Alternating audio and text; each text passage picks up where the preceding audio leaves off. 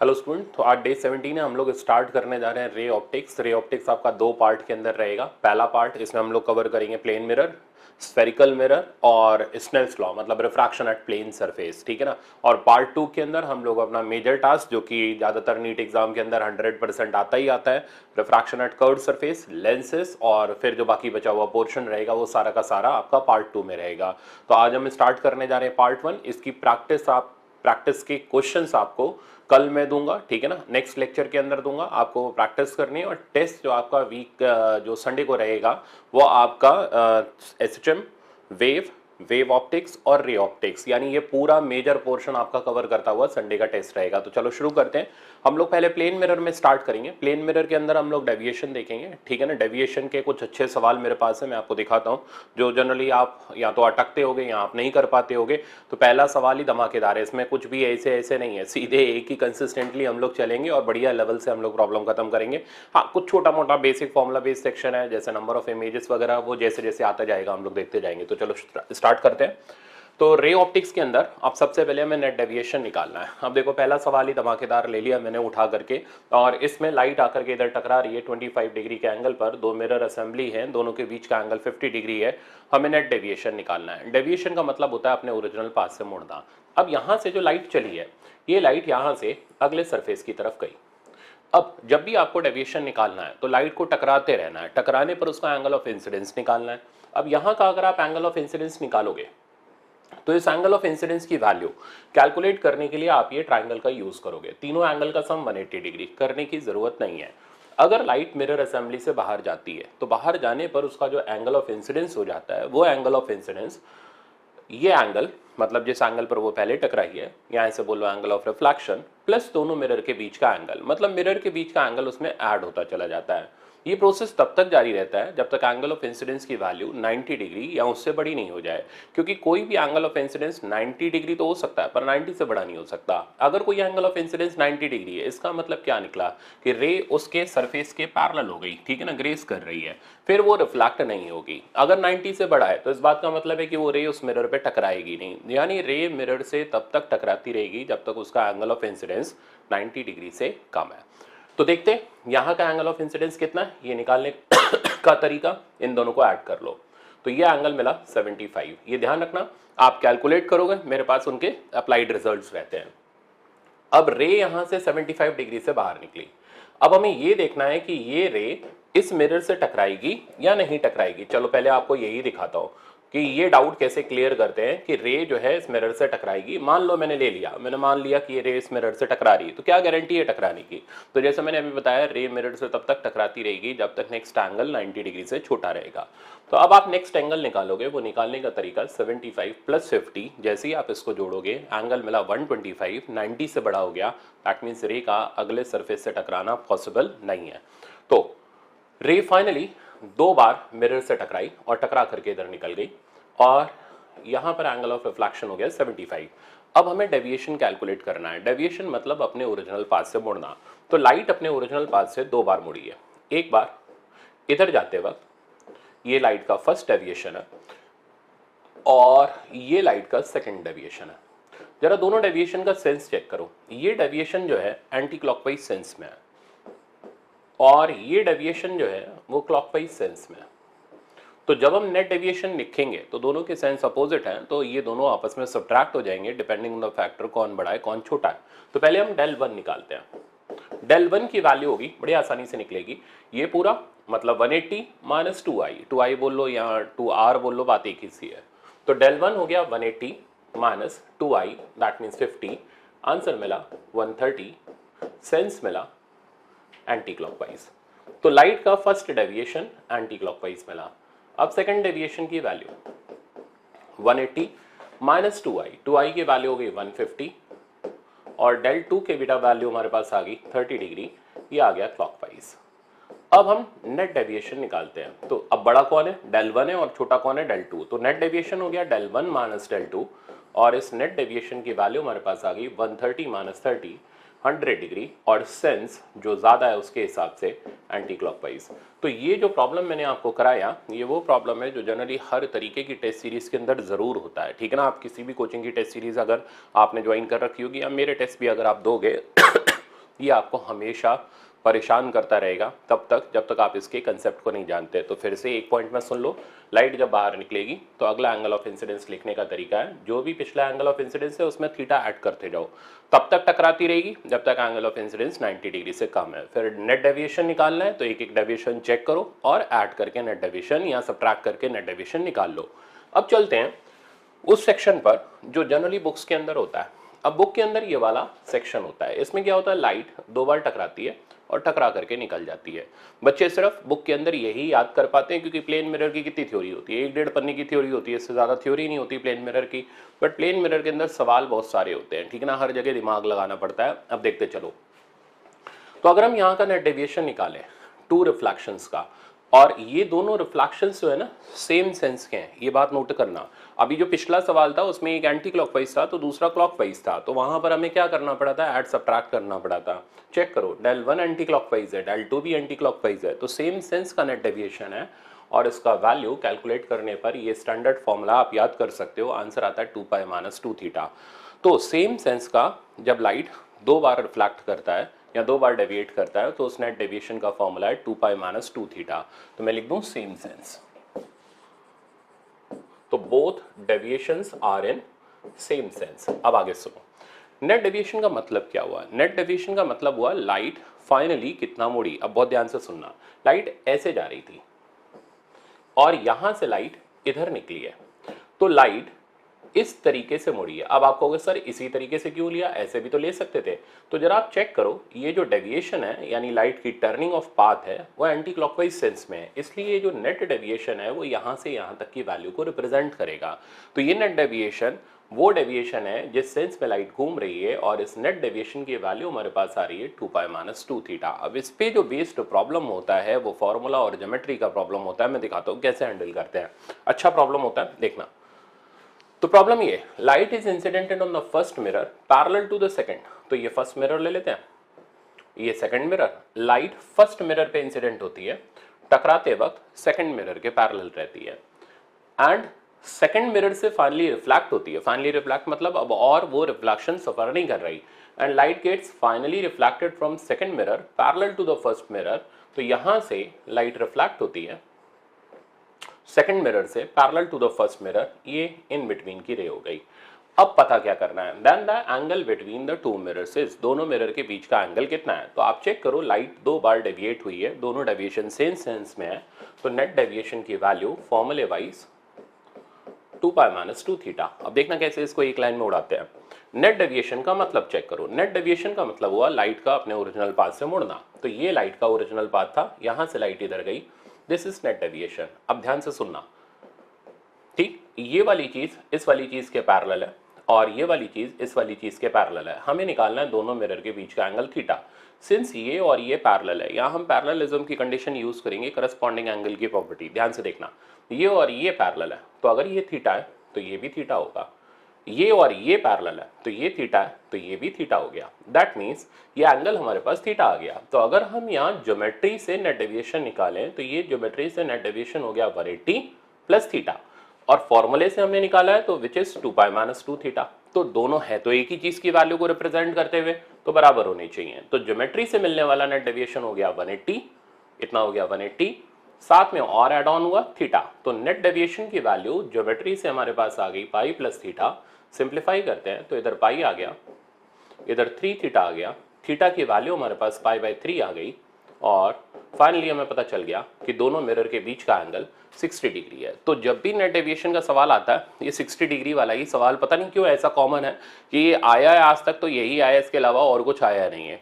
But इसका मतलब ये नहीं कि आप रट्टे मार लो, आपको मैंने कंसेप्ट सिखाया, अब आप इसकी प्रैक्टिस कर सकते हो। प्रैक्टिस के प्रॉब्लम वो मिलने ही वाले हैं आपको, टेस्ट से मिलेंगे, उससे आप खूब जम के प्रैक्टिस कर लेना। अब नेक्स्ट प्रॉब्लम पर चलते हैं।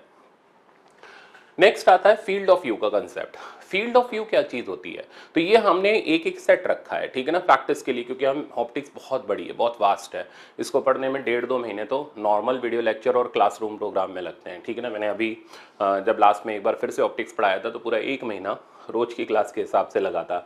अब कैसे उसको कंप्रेस करना है उसका तरीका ही यही है, एक एक प्रॉब्लम लेते हैं, फिर प्रैक्टिस के लिए मैं आपको टेस्ट सीरीज के प्रॉब्लम दूंगा, वो आप प्रैक्टिस करना, आपका इसमें जो है सवाल गलत नहीं होगा। अब देखते चलो, तो calculate FOV on screen, FOV का मतलब होता है field of view. Field of view मतलब वो रीजन जहां से जहां तक हमें ऑब्जेक्ट की इमेज दिखाई देगी।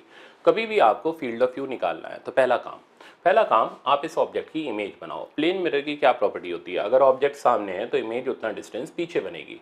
तो मैंने इसकी इमेज को लोकेट किया। इमेज का डिस्टेंस यहाँ से ऑब्जेक्ट डिस्टेंस के बराबर हो गया L। अब इमेज कहाँ से कहाँ तक दिखाई देगी, इमेज वहां से वहां तक दिखाई देगी जहां से जहां तक रिफ्लेक्टेड रेज है। तो ये रे टकराई और इधर रिफ्लेक्ट होकर के गई, पीछे खींचने पर इमेज पर मिली। सिमिलरली ये रे यहाँ टकराई, इधर रिफ्लेक्ट होकर के गई, पीछे खींचने पर इमेज पर मिली।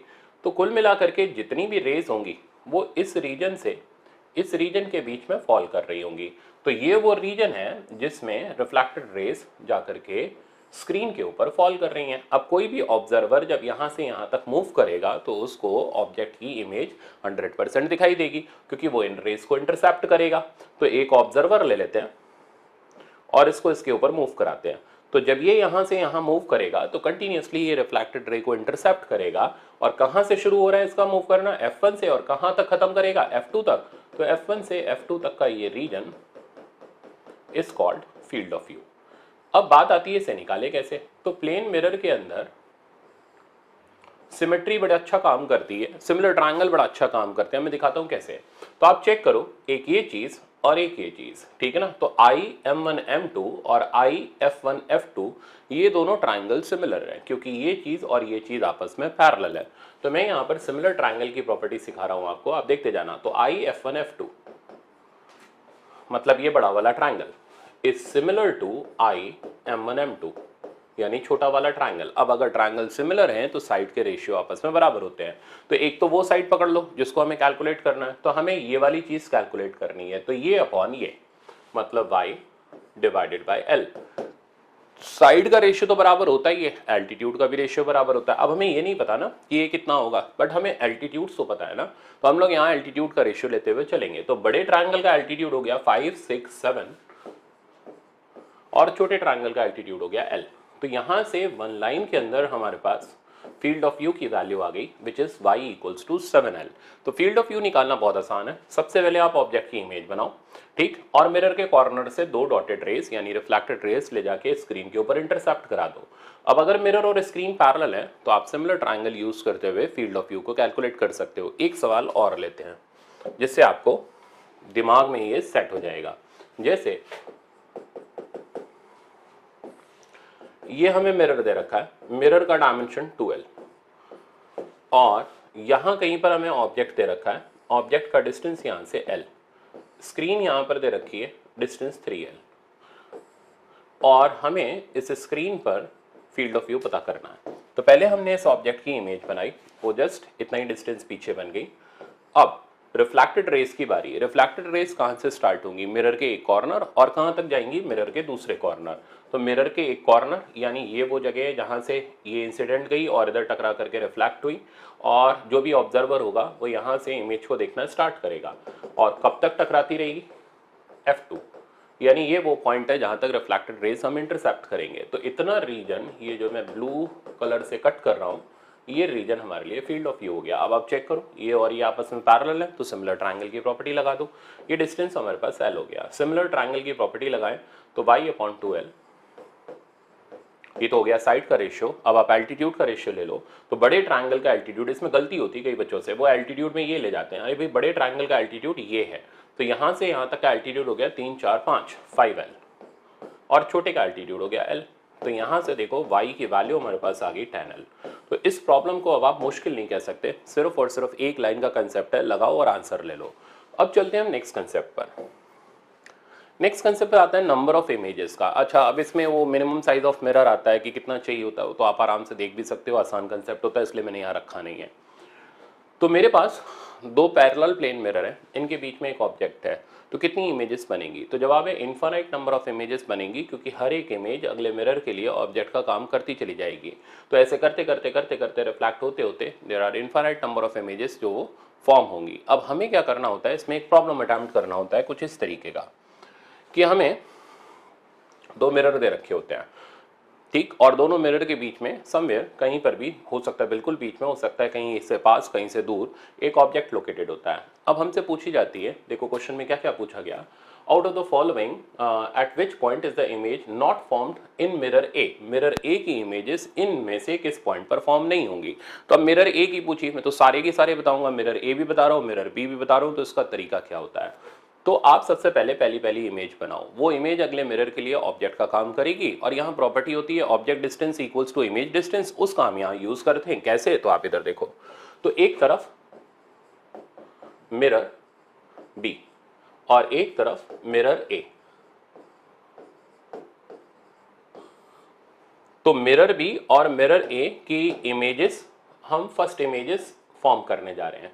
तो पहली इमेज मिरर बी की जो बनेगी वो 5 सेंटीमीटर पर बनेगी, मिरर ए की जो पहली इमेज बनेगी वो 15 सेंटीमीटर पर बनेगी। अब ये इमेज अगले मिरर के लिए ऑब्जेक्ट का काम करेगी। अब इसमें क्या करो, आप मिरर के बीच का डिस्टेंस ऐड करते चले जाओ और अगली इमेज बनाते चले जाओ। तो दोनों मिरर के बीच का डिस्टेंस हो गया 20, तो अब इनमें 20 सेंटीमीटर ऐड करते हैं, तो इसमें 20 सेंटीमीटर ऐड करें तो हमें मिला 25 विच इज ऑब्जेक्ट डिस्टेंस। तो इमेज डिस्टेंस हमारे पास एज इट इज आ गया 25, इसमें 20 ऐड करोगे तो बनेगा 35। फिर आगे चलते हैं और इसी तरह सक्सेसिवली मिरर के बीच का डिस्टेंस इनमें ऐड करते जाते हैं। तो ये मिल गया हमें 55 और इधर मिल गया हमें 45। तो ऐसे करते करते हमें कोई इनफाइनाइट नंबर ऑफ इमेजेस नहीं, जहां तक हमारे ऑप्शंस चल रहे हैं वहां तक हमें चलना है। अब चेक करो तो कौन कौन से, अच्छा मिरर ए की बात करी गई है, बी की नहीं बात करी गई है, फॉर्म्ड बाय मिरर ए, तो ये थोड़ा ध्यान रखना। तो मिरर ए से बनने वाली इमेजेस जो है 15 पर है, यानी पहला ऑप्शन सही है, 25 पर है, 55 पर है, बट कौन से डिस्टेंस पर नहीं है, 45 पर नहीं है। तो मिरर ए की इमेज 45 सेंटीमीटर के डिस्टेंस पर नहीं बनेगी, हाँ मिरर बी की बनेगी। पर पूछा तो मिरर ए के बारे में जा रहा है, इसलिए ऑप्शन सी करेक्ट हो गया। तो मेरे ख्याल से आपको ये इमेज वाला तरीका समझ आ गया होगा। अब आप इसकी प्रैक्टिस टेस्ट में कर सकते हो, आसान सा था मेथड, कुछ खास नहीं है, सब जनरली सब बच्चों को आता ही है, जिनको नहीं आता उन्होंने अब सीख लिया होगा। अब चलते हैं हम अगले पर। सिमिलर मैनर में इसको बोलते हैं काउंटिंग इमेज मेथड, जो कि हम इंक्लाइंड मिरर में यूज करते जाते हैं। तो जैसे अभी हमने मिरर के बीच का डिस्टेंस ऐड किया और नेक्स्ट इमेज बनाई, यहाँ पर दोनों मिरर के बीच का एंगल ऐड करते हैं और नेक्स्ट इमेज बनाते जाते हैं। तो सबसे पहले हम पहली इमेज बना लेते हैं और ये सारी की सारी इमेजेस एक सर्कल के ऊपर बनती हैं। अब एक बड़ी खास बात है, जब हम मिरर 2 की इमेजेस बनाते जाएंगे तो इनका एंगल मिरर 2 से बढ़ता जाएगा, बढ़ते जब ये एंगल 180 या 180 से ज्यादा होने लग जाता है तो इमेज फॉर्मेशन बंद हो जाता है।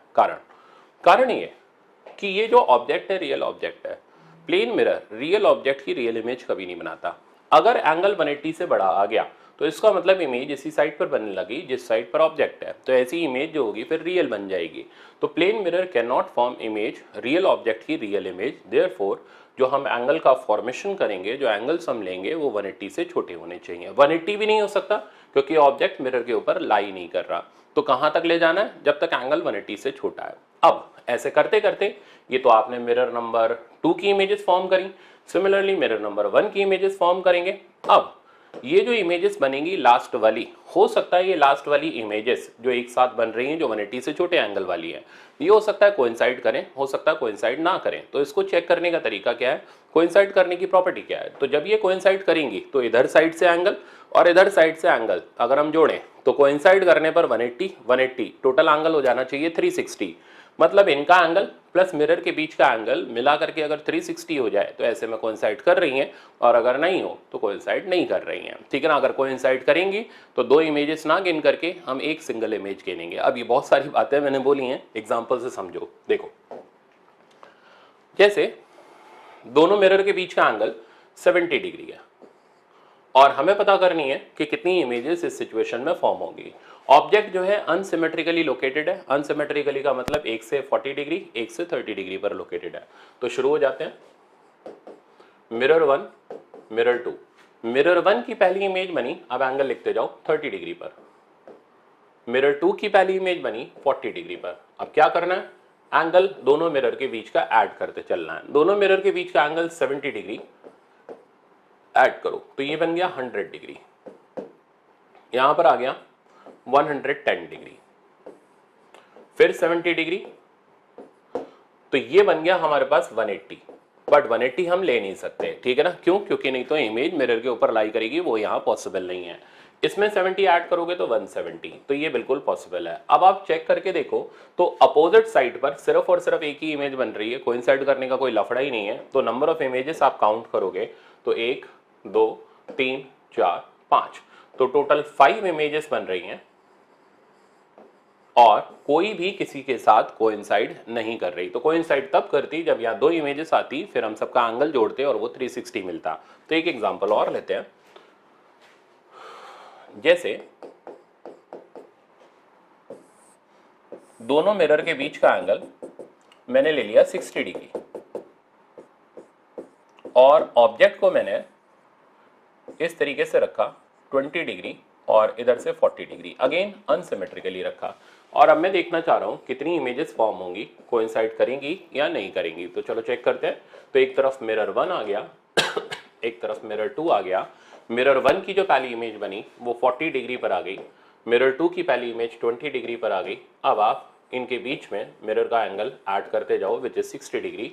60 डिग्री 40 डिग्री में ऐड किया तो 100 डिग्री, यहाँ पर आ गया 80 डिग्री, फिर 60 डिग्री ऐड किया 140 डिग्री और इधर 160 डिग्री। अब अगर हम 60 ऐड करेंगे तो ये 180 के ऊपर चला जाएगा, सिमिलरली ये भी 180 के ऊपर, यानी अगली इमेजेस का फॉर्मेशन नहीं होगा। अब चेक करो अपोजिट साइड पर 2 इमेजेस मिल रही हैं, एक का एंगल इस मिरर से 160 डिग्री पर है, एक का एंगल इस मिरर से 140 डिग्री पर है। तो अब हमें चेक करना पड़ेगा ये लास्ट इमेजेस कोइंसाइड कर रही हैं या नहीं कर रही। तो इनका एंगल प्लस दोनों मिरर के बीच का एंगल अगर हम ऐड करें और अगर ये 360 के बराबर आ गया तो कोइंसाइड करेंगी, बराबर नहीं आया तो नहीं करेंगी। तो ऐड करने पर आपको मिला 160 प्लस 140 300 हो गया। दैट मीन्स इन तीनों का सम 360 के बराबर हो गया। That means images coincides with each other.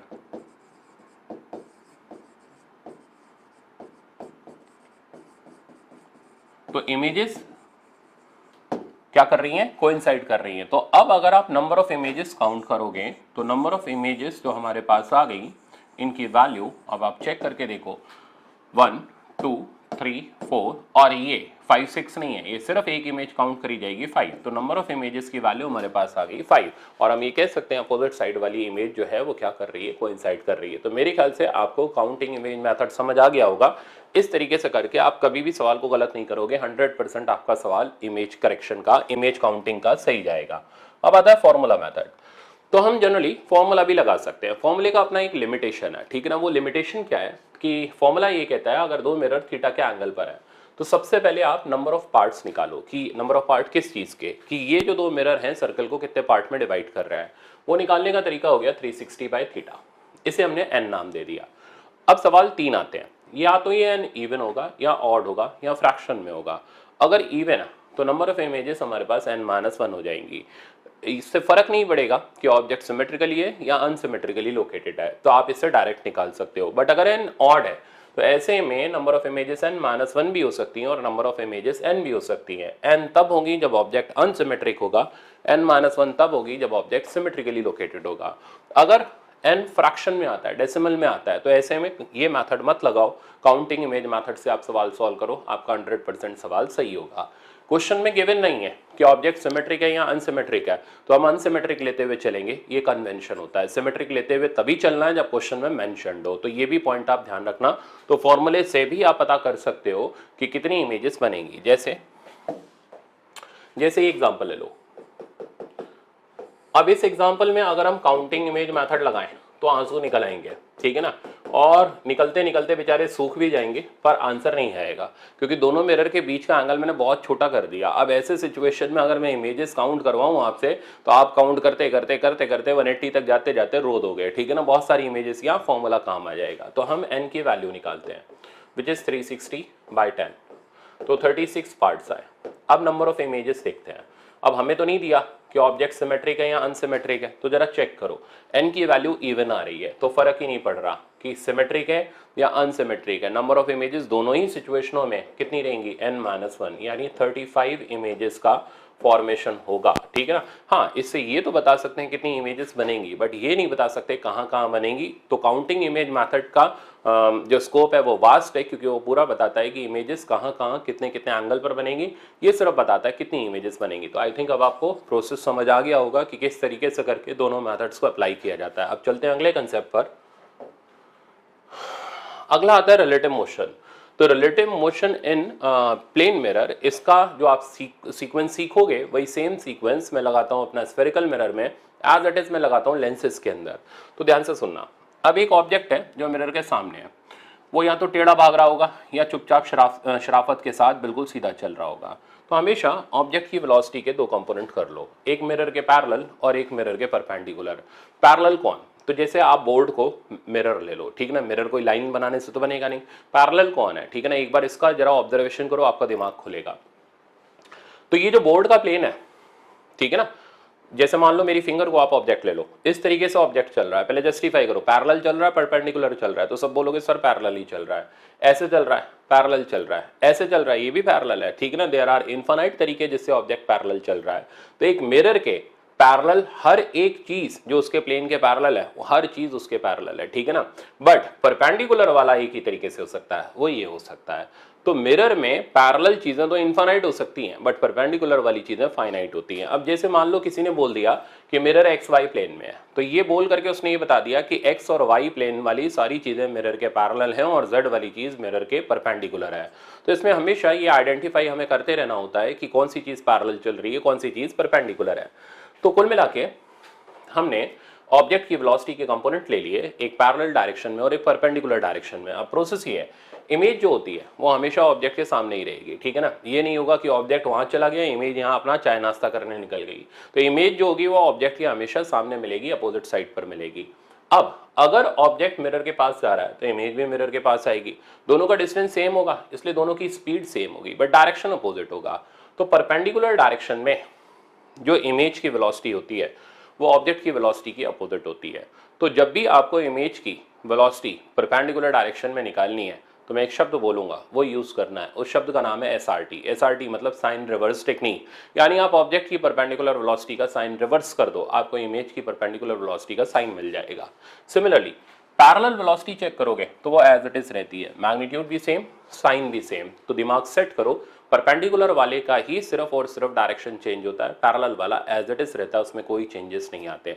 इन सब चीजों को करने से पहले एक और चीज दिमाग में रखना, mirror must be at rest. Mirror moving नहीं होना चाहिए। अगर मिरर मूविंग है तो आपको मिरर को रेस्ट पे लाना पड़ेगा, मतलब पहले रिलेटिव ऑब्जर्वेशन करना पड़ेगा। इन सबके सवाल मैंने रखे हैं, मैं भी दिखाता हूं, देखो।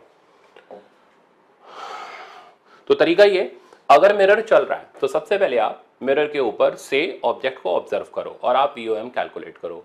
VOM का मतलब हो गया velocity of object with respect to mirror, वो आसानी से निकाल लोगे। और VOM निकालने के लिए आपको कुछ नहीं करना, VO माइनस VM लगाना। ये मैं सवाल करूंगा तो आपको प्रोसेस समझ आ जाएगा। अब आप VIM निकालो, यानी इमेज की वेलोसिटी निकालो, और मैंने शॉर्टकट लिख दिया SRT से निकालो। SRT मतलब साइन रिवर्स टेक्निक। किसका साइन रिवर्स? परपेंडिकुलर वाले का। अब आप ग्राउंड से इमेज निकालोगे, ये निकालने के लिए फिर रिलेटिव मोशन का फॉर्मूला यूज करोगे, क्योंकि आप VIM निकाल चुके हो। तो VIM equals to VI minus VM, यहां से VI की वैल्यू आ गई VIM प्लस VM। फिर आपको मान लो कहता है velocity of image with respect to object निकालना है, तो आपको VIO निकालना है। फिर रिलेटिव का फॉर्मूला, हर जगह वेक्टर चलता ही रहेगा, ठीक है ना, बिना मैंने लिखा नहीं है तो ये अंडरस्टूड है, वेक्टर लगेगा ही लगेगा। VIO हो गया VI माइनस VO। तो आप इस तरीके से करके इमेज की velocity with respect to object निकाल सकते हो। देखने सुनने में प्रोसेस बुरा लग रहा है, बट सवाल करने में सिर्फ और सिर्फ एक एक स्टेप का, सिंगल स्टेप का प्रोसेस होगा। मैं प्रॉब्लम दिखाता हूं। तो देखो, ऑब्जेक्ट जो है 8√2 मीटर पर सेकंड से ऐसे चल रहा है 45 डिग्री के एंगल पर, और हमें पता करनी है वही चारों चीजें जो सीक्वेंस बना के हमसे पूछी जाती हैं। एग्जामिनर क्या करेगा पता है? एग्जामिनर ये चीज पूछेगा, ये पूछ के उसने सब पूछ लिया आपसे, क्योंकि ये तब आएगा जब ये आएगा, ये तब आएगा जब ये आएगा। तो इसलिए सीक्वेंस बना करके इसमें चलना बहुत जरूरी है। तो चीजें दिमाग में सेट करो, पहले VOM निकालोगे, फिर VIM निकालोगे, फिर VI निकालोगे, फिर VIO निकालोगे। अब एक बार आप प्रैक्टिस करो साथ साथ मेरे, ठीक है ना, आंसर भी बताते जाओ, मैं चेक करते जाऊंगा कैसे करके क्या चल रहा है। तो आप इसमें सबसे पहला काम इनके कंपोनेंट्स कर लो और इनको वेक्टर फॉर्म में लिख लो। तो मैं ऑब्जेक्ट की वेलोसिटी वेक्टर फॉर्म में लिख रहा हूं। 8√2 का इधर कंपोनेंट 8√2 cos 45 से √2 गया तो 8 मीटर पर सेकेंड, और एक कंपोनेंट इधर आ गया 8 मीटर पर सेकेंड। तो VO की वैल्यू हो गई मेरे पास 8i cap plus 8j cap. VM ये तो बेचारा शराफत से चल रहा है, इसके साथ तो आप लगा दो डायरेक्ट 2i कैप। अब प्रोसेस स्टार्ट होता है। हम इमेज को तब तक नहीं लोकेट कर सकते जब तक मिरर रेस्ट पर ना हो, यानी हमें velocity of object with respect to mirror निकालना पड़ेगा, मतलब मिरर पे बैठ के हमें ऑब्जेक्ट को देखना पड़ेगा। VOM निकालने का हमारा तरीका हो गया VO माइनस VM। अब चेक करते जाओ, सिर्फ एक एक स्टेप का प्रोसेस है, इसको इसमें से सबट्रैक्ट करना है। आंसर आ गया 6i कैप 8j कैप। तो ये मेरे पास VOM का वैल्यू हो गया। दूसरी स्टेप, अब हम लिखने जा रहे हैं VIM। यही मेन स्टेप है, इसे लिखने के लिए बस थोड़ा सा कंसेप्ट लगाना है, और कंसेप्ट है SRT। तो VIM की वैल्यू अब हम लिखने जा रहे हैं, और इसे लिखने के लिए अब हम SRT लगाएंगे, साइन रिवर्स टेक्निक। तो परपेंडिकुलर वाले का साइन रिवर्स। अब परपेंडिकुलर कौन है? ये वाली लाइन है, यानी एक्स एक्सिस है, तो एक्स एक्सिस वाले का साइन रिवर्स कर दो। -6i cap plus 8j cap.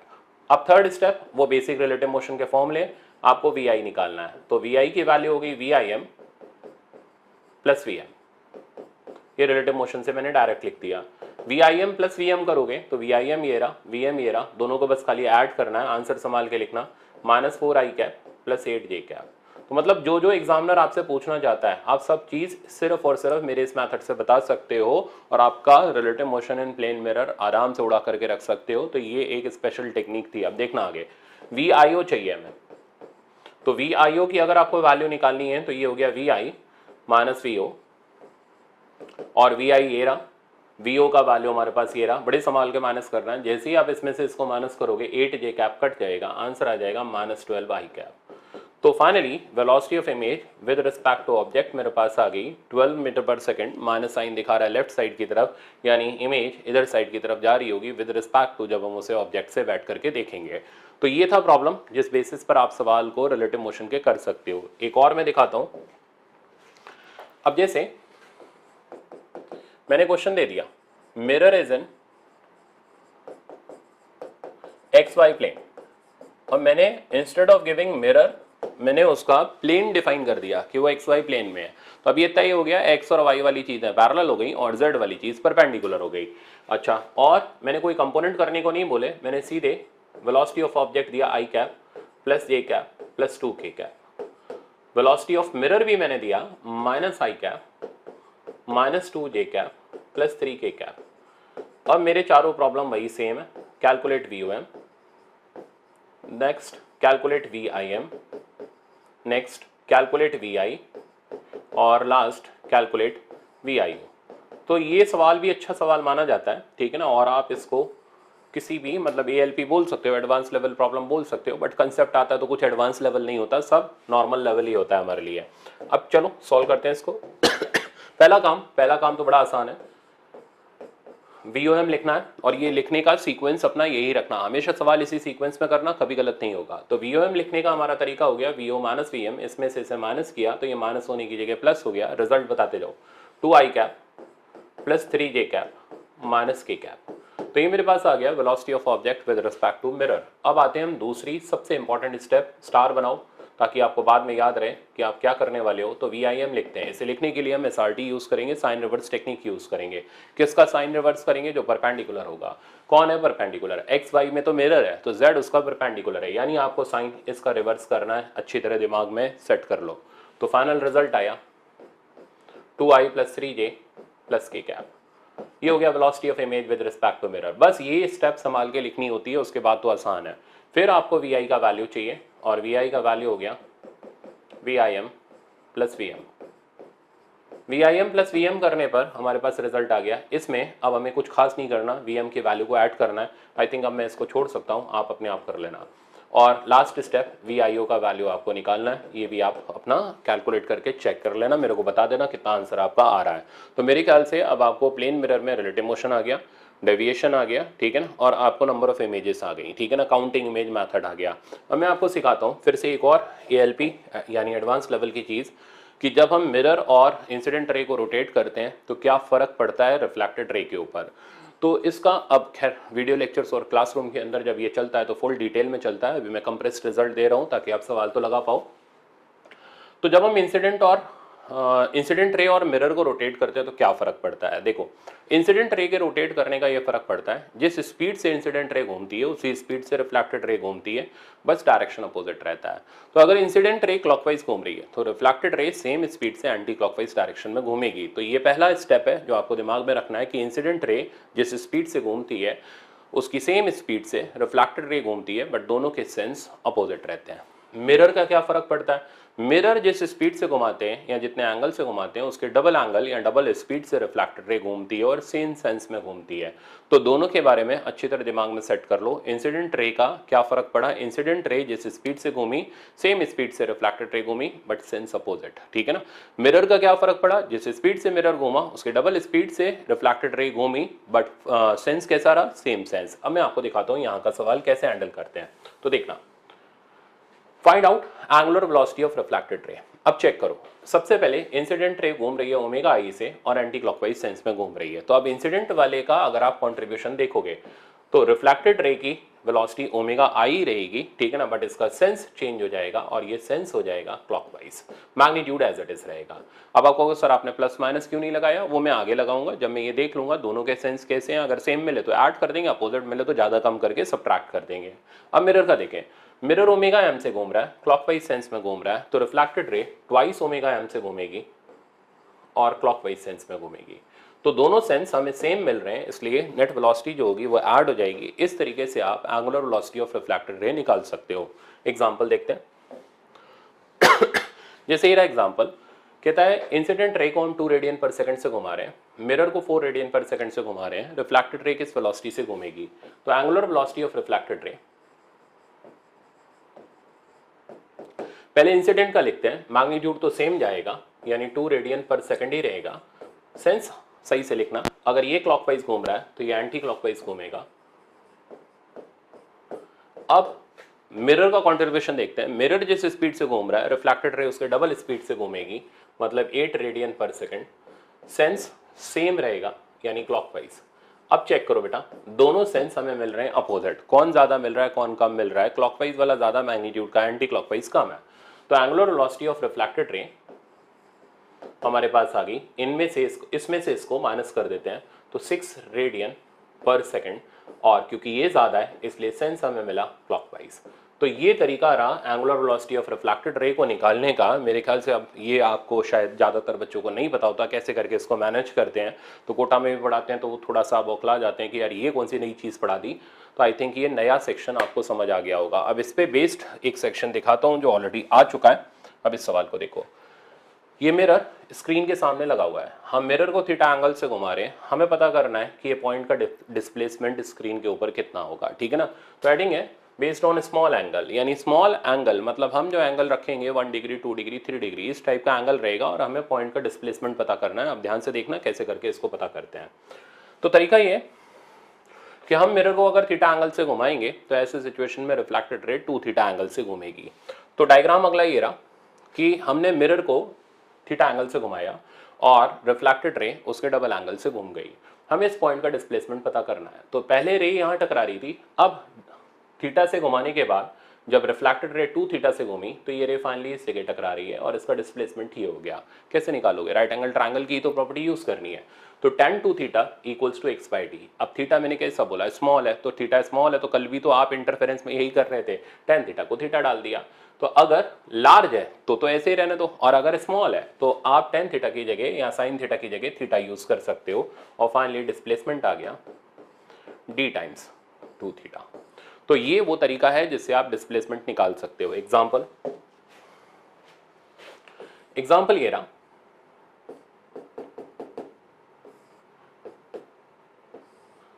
कहता है हमने मिरर को, ये मिरर यहां पर लगा हुआ है समथिंग अराउंड 1 मीटर, या फिर मैं इसको ले लेता हूं 1.8 मीटर की दूरी पर, ठीक है ना। अच्छा, we have to find out this displacement. Find displacement if mirror is rotated by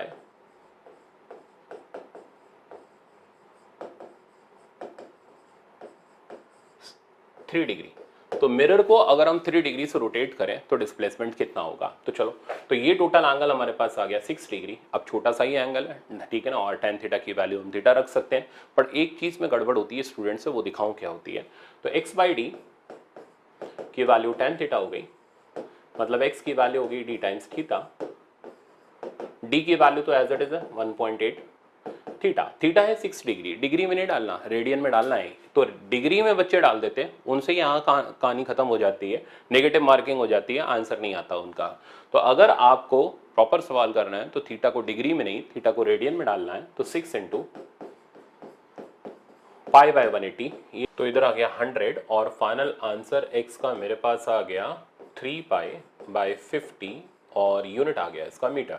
तो मेरे ख्याल से अब आपको आसानी से समझ आ गया होगा, ठीक है। तो ये सेक्शन था प्लेन मिरर का, जिसके अंदर मैंने सारे इंपॉर्टेंट पॉइंट कवर किए और कुछ और चीज़ें जो ट्रिक्स हैं वो मैंने टेस्ट के अंदर रखे हुए हैं, ताकि आप वहाँ पर पहले कुछ हाथ पाँव मारो, फिर आप सोल्यूशन देखो तो आपको और अच्छा समझ आए। अब चलते हैं हम नेक्स्ट सेक्शन पर। ये हमारे पास आता है स्फेरिकल मिरर का। अब स्फेरिकल मिरर के अंदर सबसे पहले फोकल लेंथ का रिलेशन, ये थोड़ा सा नया है, इस पे हम सही से थोड़ा सा काम करेंगे। तो focal length of concave mirror, तो कॉनकेव मिरर या कॉन्वेक्स मिरर या स्फेरिकल मिरर की फोकल लेंथ का स्टैंडर्ड फॉर्मूला होता है r-r/2 cos i। यानी स्फेरिकल मिरर की फोकल लेंथ इंसिडेंस के एंगल के ऊपर डिपेंड करती है। तो अलग अलग एंगल ऑफ इंसिडेंस के लिए फोकल लेंथ अलग अलग होती है। इस एब्रेशन यानी गड़बड़ी को बोलते हैं स्फेरिकल एब्रेशन। तो आपको कहोगे सर हमने तो r/2 पढ़ा है, तो r/2 बिल्कुल सही है, बट वो सिर्फ और सिर्फ पैरेक्सियल रेस के लिए, उन रेस के लिए जिनका एंगल ऑफ इंसिडेंस i बहुत छोटा होता है, यानी जो रेस प्रिंसिपल एक्सिस के पास होती हैं। तो फॉर पैरेक्सियल रेस अगर आप इस रिजल्ट को वेरीफाई करोगे तो पैरेक्सियल रेस के लिए एंगल i की वैल्यू बहुत ज़्यादा छोटी हो जाएगी, वेरी स्मॉल, और हम इसे क्लोज टू 0 डाल देते हैं। cos 0 की वैल्यू 1 हो गई और फोकल लेंथ का फॉर्मूला r-r/2 cos 0 की वैल्यू 1। फाइनल आंसर बचा मेरे पास r/2। तो r/2 सिर्फ और सिर्फ वैलिड है पैरेक्सियल रेस के लिए या उन रेस के लिए जिनका एंगल ऑफ इंसिडेंस बहुत छोटा होता है। तो अगर जिनका एंगल ऑफ इंसिडेंस लार्ज है, उनकी फोकल लेंथ निकालने के लिए हम फॉर्मूला ये वाला यूज करेंगे, r-r/2 cos i। अब इस पे आप प्रॉब्लम देखो। तो प्रॉब्लम ये रहा, कहता है एंगल ऑफ इंसिडेंस की वैल्यू 45 डिग्री है। तो लाइट आ रही है, ये मैंने नॉर्मल बनाई, नॉर्मल हमेशा आपको पता है ये सेंटर से पास करती है। एंगल ऑफ इंसिडेंस 45 है, हमें पता करना है कि ये किस जगह पर हिट करेगी, मतलब इसका फोकल लेंथ कितना होगा। वैसे मैंने कैलकुलेट किया हुआ है 0.3r, बट फिर भी एक बार करते हैं कैलकुलेशन, आपको सिखाता हूँ। देखो, तो फोकल लेंथ का फॉर्मूला हो गया r-r/2 cos 45। cos 45 की जगह मेरे पास आ गया 1/√2, तो r-r/√2। अब 1/√2 की जो वैल्यू होती है वो 0.707 होती है, बट 07 को छोड़ो, आप 0.7 ले लो। तो फोकल लेंथ की वैल्यू आ जाएगी r - 0.7r और फाइनल रिजल्ट आ गया 0.3r। तो आप देख रहे हो ये जो रिजल्ट आ रहा है r/2 तो बिल्कुल नहीं आ रहा, 0.5r नहीं आ रहा, उससे कम आ रहा है। और कितना कम आ रहा है वो मेरे पास आ रहा है कितना, 0.3r।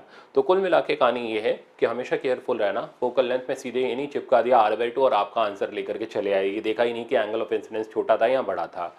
तो इस तरीके का सवाल एक बार IIT मेंस के अंदर आया हुआ था, इसलिए मैंने इस सेक्शन को यहाँ पर रखा ताकि आपको पता चल जाए। अब चलते हैं हम रूटीन वर्क पर। तो एक और छोटी सी चीज़ है, ये भी सुन लो। तो ग्राफ आप इसके किसी भी बुक से देख करके एज इट इज याद रख सकते हो। तो ग्राफिकल क्वेश्चन VU ग्राफ और कॉनकेव और कॉन्वेक्स मिरर, ये रियल ऑब्जेक्ट की रियल इमेज का ग्राफ है, और ये ग्राफ एक हमारा रेक्टेंगुलर हाइपरबोला टाइप का या डिक्रीजिंग ग्राफ टाइप का रहता है। अब इस सिचुएशन के अंदर एक स्ट्रेट लाइन बनाई जो बिल्कुल इनको बीच में कट कर रही है। ये बीच में कट करने का मतलब समझो, ये वो जगह है जहां पर साइज ऑफ ऑब्जेक्ट या पोजीशन ऑफ ऑब्जेक्ट या इमेज का distance is equals to object distance होता है। कॉनकेव मिरर में ऐसी कौन सी जगह होती है जहां ऑब्जेक्ट डिस्टेंस और इमेज डिस्टेंस बराबर होते हैं? कब बराबर होते हैं? तो जब हम ऑब्जेक्ट को सेंटर ऑफ कर्वेचर पर रखते हैं तो उसकी इमेज सेंटर ऑफ कर्वेचर पर बनती है, तो 2f।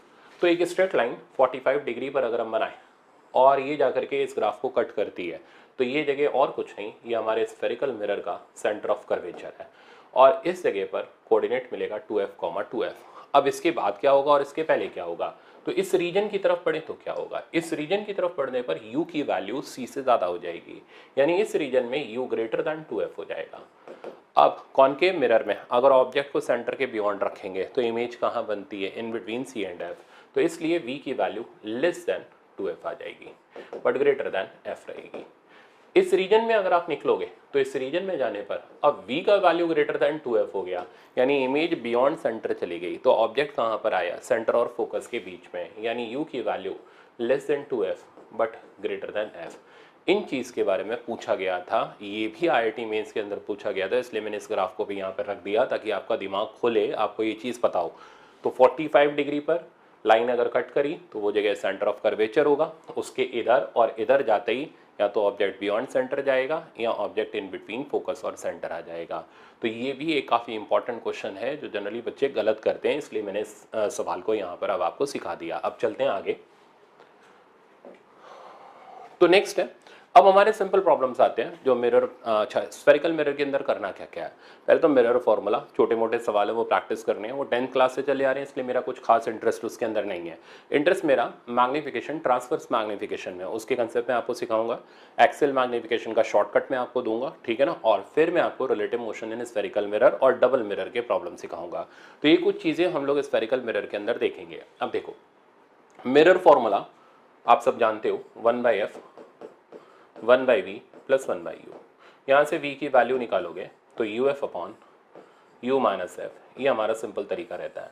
साइन कन्वेंशन जो बचपन से इस्तेमाल कर रहे हो वही यूज़ कर रहे हैं। इंसिडेंट वाली साइड जो भी चीज़ होगी वो नेगेटिव, पॉलिश्ड वाली साइड जो भी चीज़ होगी वो पॉजिटिव, ठीक है ना। तो ये सीखने और सिखाने का अब वो टाइम नहीं है, इतने टाइम में जनरली इतना तो सब पढ़े ही हुए होते हैं कि साइन कन्वेंशन इसके अंदर क्या रहते हैं। अब चलते हैं, अब हम चीज़ें सिंप्लीफाई करते हैं। अब देखो, ये कन्वर्जिंग रेज है जो आकर के मिरर पे टकरा रही हैं और इनका पॉइंट ऑफ कन्वर्जेंस यहाँ हुआ करता था। तो ये कन्वर्जिंग रेज जब जाकर के मिरर के पीछे प्रोड्यूस करने पर मिलती है तो इस जगह पर, अच्छा और ये कौन सी रेज है, रिफ्लेक्टेड तो है नहीं, ये इंसिडेंट रेज है। तो ये जिस जगह पर मिलती हैं उस जगह पर हम मानते हैं एक ऑब्जेक्ट है, और ऐसे ऑब्जेक्ट को हम बोलते हैं वर्चुअल ऑब्जेक्ट। तो जब भी आप क्वेश्चन के अंदर सुनो कन्वर्जिंग रेज आकर के मिरर या लेंस पे टकरा रही है, समझ जाना वर्चुअल ऑब्जेक्ट का केस अब आपके सामने आने वाला है। तो वर्चुअल ऑब्जेक्ट है तो पहले हम u f की वैल्यू लिखते हैं और फिर हमें जो निकालना है वो हम कैलकुलेट कर देंगे। तो ऑब्जेक्ट डिस्टेंस मेरे पास हो गया +20, फोकल लेंथ, अब इसका फोकस इस साइड पर है तो इसलिए फोकल लेंथ का जो साइन आ गया या f का जो साइन आ गया वो आ गया मेरे पास -10। अब ऑब्वियसली बात है, हमें v का वैल्यू निकालना है कि इमेज की पोजीशन कहाँ होगी, किधर इमेज बनेगी। तो v की वैल्यू निकालने के लिए फॉर्मूला लगाया हमने uf upon u minus F. u की जगह मैंने सब्स्टिट्यूट किया 20, f की जगह आ गया -10, नीचे आ गया 20, माइनस माइनस +10, तो ऊपर आ गया बेटा -200, नीचे आ गया मेरे पास 30 और फाइनल आंसर आ गया -20/3 और थोड़ा सा सिंप्लीफाई करें 6.67 सेंटीमीटर। तो यानी फाइनल इमेज जो मिल रही है इसकी वो यहाँ पर मिल रही है, मतलब रिफ्लेक्टेड रेज फाइनली इस पॉइंट पर जाकर के कन्वर्ज होंगी और एक कैसी इमेज फॉर्म करेंगी, रियल इमेज फॉर्म करेंगी जो पोल से कितने डिस्टेंस पर होगी, 6.67 सेंटीमीटर के डिस्टेंस पर होगी। तो इसमें बस खाली ये सिखाना था कि वर्चुअल ऑब्जेक्ट कब होता है। तो वर्चुअल ऑब्जेक्ट तब होता है जब रेज आकर के मिरर के या लेंस के ऊपर कन्वर्ज करती हैं और उनका पॉइंट ऑफ कन्वर्जेंस दूसरी साइड पर लाई करता है। अब चलते हैं हम इसके अप्लाइड कंसेप्ट पर जो एग्जाम में पूछे जाते हैं। तो इसके लिए आप सीखो मैग्नीफिकेशन। दो मैग्नीफिकेशन, देखो स्फेरिकल मिरर में सवाल मैग्नीफिकेशन के दाएं और बाएं कहीं जाएगा नहीं, और रिलेटिव मोशन, इसके अलावा कोई आपसे वो नहीं पूछने जा रहा जो मैंने अभी कराया, कोई नहीं पूछेगा। वो 10th क्लास में पूछ चुके यार तुमसे, यहाँ थोड़ा ना आकर के नीट एग्जाम क्लियर करवाना, वो तुमसे v का फॉर्मूला पूछेंगे uf upon u minus F. वो यहाँ इस तरीके का सवाल पूछेंगे जो मैग्नीफिकेशन के ऊपर बेस्ड होगा, ट्रांसवर्स या एक्सियल, उसके प्रॉब्लम को हमें हर हाल में करना आना चाहिए। अब सुनो, ट्रांसवर्स शब्द तब इस्तेमाल करते हैं जब ऑब्जेक्ट प्रिंसिपल एक्सिस के परपेंडिकुलर हो। तो अगर ऑब्जेक्ट प्रिंसिपल एक्सिस के परपेंडिकुलर होता है तो ऐसे मैग्नीफिकेशन को बोलते हैं हम ट्रांसवर्स मैग्नीफिकेशन। अब ट्रांसवर्स मैग्नीफिकेशन का फॉर्मूला होता है, ये फॉर्मूला आपको रटा हुआ होना चाहिए, किसी भी बुक में इजीली अवेलेबल है। तो अगर आपने थोड़ी बहुत भी बेसिक थ्योरी पढ़ी होगी तो आपको ये फॉर्मूला जरूर मिला होगा। तो ट्रांसवर्स मैग्नीफिकेशन से बहुत सारी चीज़ें आती हैं। अब क्या क्या चीज़ें आती हैं देखो, तो ट्रांसवर्स मैग्नीफिकेशन का पहले formula I/O minus V/U F upon F minus U। इससे हम क्या निकाल सकते हैं, अब पहले तो चेक करो हमें पता क्या है, हमें कौन सी ऐसी रेशियो है जो पूरी तरह पता है। अब अगर हमें इमेज और ऑब्जेक्ट के साइज दे दे, हाइट दे दे, आप हाइट बोलो या साइज ऑफ इमेज बोलो, बात एक ही है, तो दैट मीन्स आपको ये चीज़ पूरी तरह पता है। अगर ये पता है तो यहाँ और यहाँ से हम डेटा को निकाल सकते हैं। अगर f और u का वैल्यू दे दे तो हमें ये रेशियो पूरी तरह पता है, तो फिर हम v और i की वैल्यू को ऑब्टेन कर सकते हैं। तो सारा खेल इस बात पे डिपेंडेंट है हमें कौन सी चीज़ पूरी तरीके से पता है, वो सवाल के ऊपर डिपेंडेंट होता है। तो फिलहाल पहले फॉर्मूला याद करो I/O minus v by u f upon F minus u. अब इस मैग्निफिकेशन को यूज कैसे करना है, ठीक है ना, वो मैं आपको सिखाता हूं। तो प्रॉब्लम देखना, तो प्रॉब्लम ये रहा, इस तरीके का प्रॉब्लम एक्सपेक्ट करो कि आपसे नीट एग्जाम में पूछ लिया जाएगा, क्योंकि ये उनका मतलब ठीक है अच्छा सेक्शन। अब मैं और दिखाऊंगा आपको, तो और प्रॉब्लम आप देखोगे तो अभी तो डर लगेगा, डबल मिरर है, ठीक है ना, डबल मिरर थोड़ा सा ज़्यादा अच्छा हो जाता है मेडिकल के हिसाब से, बट सीखेंगे हम यहाँ पे। इसके बाद आप देखो एक्सेल मैग्निफिकेशन है, उसका शॉर्टकट है, ये आप प्रॉब्लम देखो, ठीक है ना, ये सारे के सारे एक से बढ़ करके एक प्रॉब्लम, इन पे काम करो ना। v बराबर you f upon you minus F में क्यों मेरा भी टाइम खराब करोगे, अपना भी टाइम खराब कर रहे हो। तो ये चीज़ सीखो जो सीखने वाली है, तो इस पे हम लोग काम करेंगे। अब चलते हैं, इसको मैं एक एक लाइन में करना सिखा दूंगा। और देखो इस तरीके के सवाल आपके नीट एग्जाम के अंदर रहते हैं। तो अब हम वापस से चलते हैं और पहले हम उसकी बेसिक कंसेप्ट सीख लेते हैं। तो हमारा जो प्रॉब्लम है वो ये रहा, ये कहता है concave mirror of focal length. तो मैं इसको डायग्राम को डिलीट कर दे रहा हूँ, एक बार वापस से हम फ्रेश तरीके से स्टार्ट लेते हैं। तो पहले क्वेश्चन में डाटा अच्छी तरह समझना बहुत ज़रूरी है, क्वेश्चन की लैंग्वेज समझना ज़रूरी है, ठीक है ना। रे ऑप्टिक्स आपसे तभी होगी जब आपको क्वेश्चन क्या कहना चाह रहा है वो अच्छी तरह आता होगा। तो कहता है concave mirror of focal length 15 centimetre. तो हमें फोकल लेंथ दे रखा है कॉनकेव मिरर का विच इज़ 15 सेंटीमीटर, साइन हमने अपनी तरफ से लगा दिया minus sign. Forms image on a screen. अच्छा, इमेज जो बन रही है वो स्क्रीन के ऊपर बन रही है, और ऐसा तभी होगा जब इमेज रियल होगी। तो पहले हमने इधर डायग्राम लिया, ये कॉनकेव मिरर है और इसके सामने ये स्क्रीन है। इस स्क्रीन के ऊपर इमेज का फॉर्मेशन हमें करना है। तो हमने ये, अच्छा, और size of image is double the size of object. तो जो इमेज बन रही है वो इस तरीके से बनाई और इसका size double the size of object कर दिया। ऑब्जेक्ट को यहाँ समवेयर लोकेट कर दिया, साइज ऑफ ऑब्जेक्ट को ओ मार दिया। अब चीज़ें क्या क्या अवेलेबल है चेक करो। आपको आई और ओ का जुगाड़ दे रखा है, विद प्रॉपर साइन चलना है। साइन कैसे, जो प्रिंसिपल एक्सिस के ऊपर है उसका साइन प्लस, जो नीचे है उसका साइन माइनस। तो साइज ऑफ ऑब्जेक्ट या हाइट ऑफ ऑब्जेक्ट अगर आप बोलते हो, बात एक ही सी है, plus o, size of image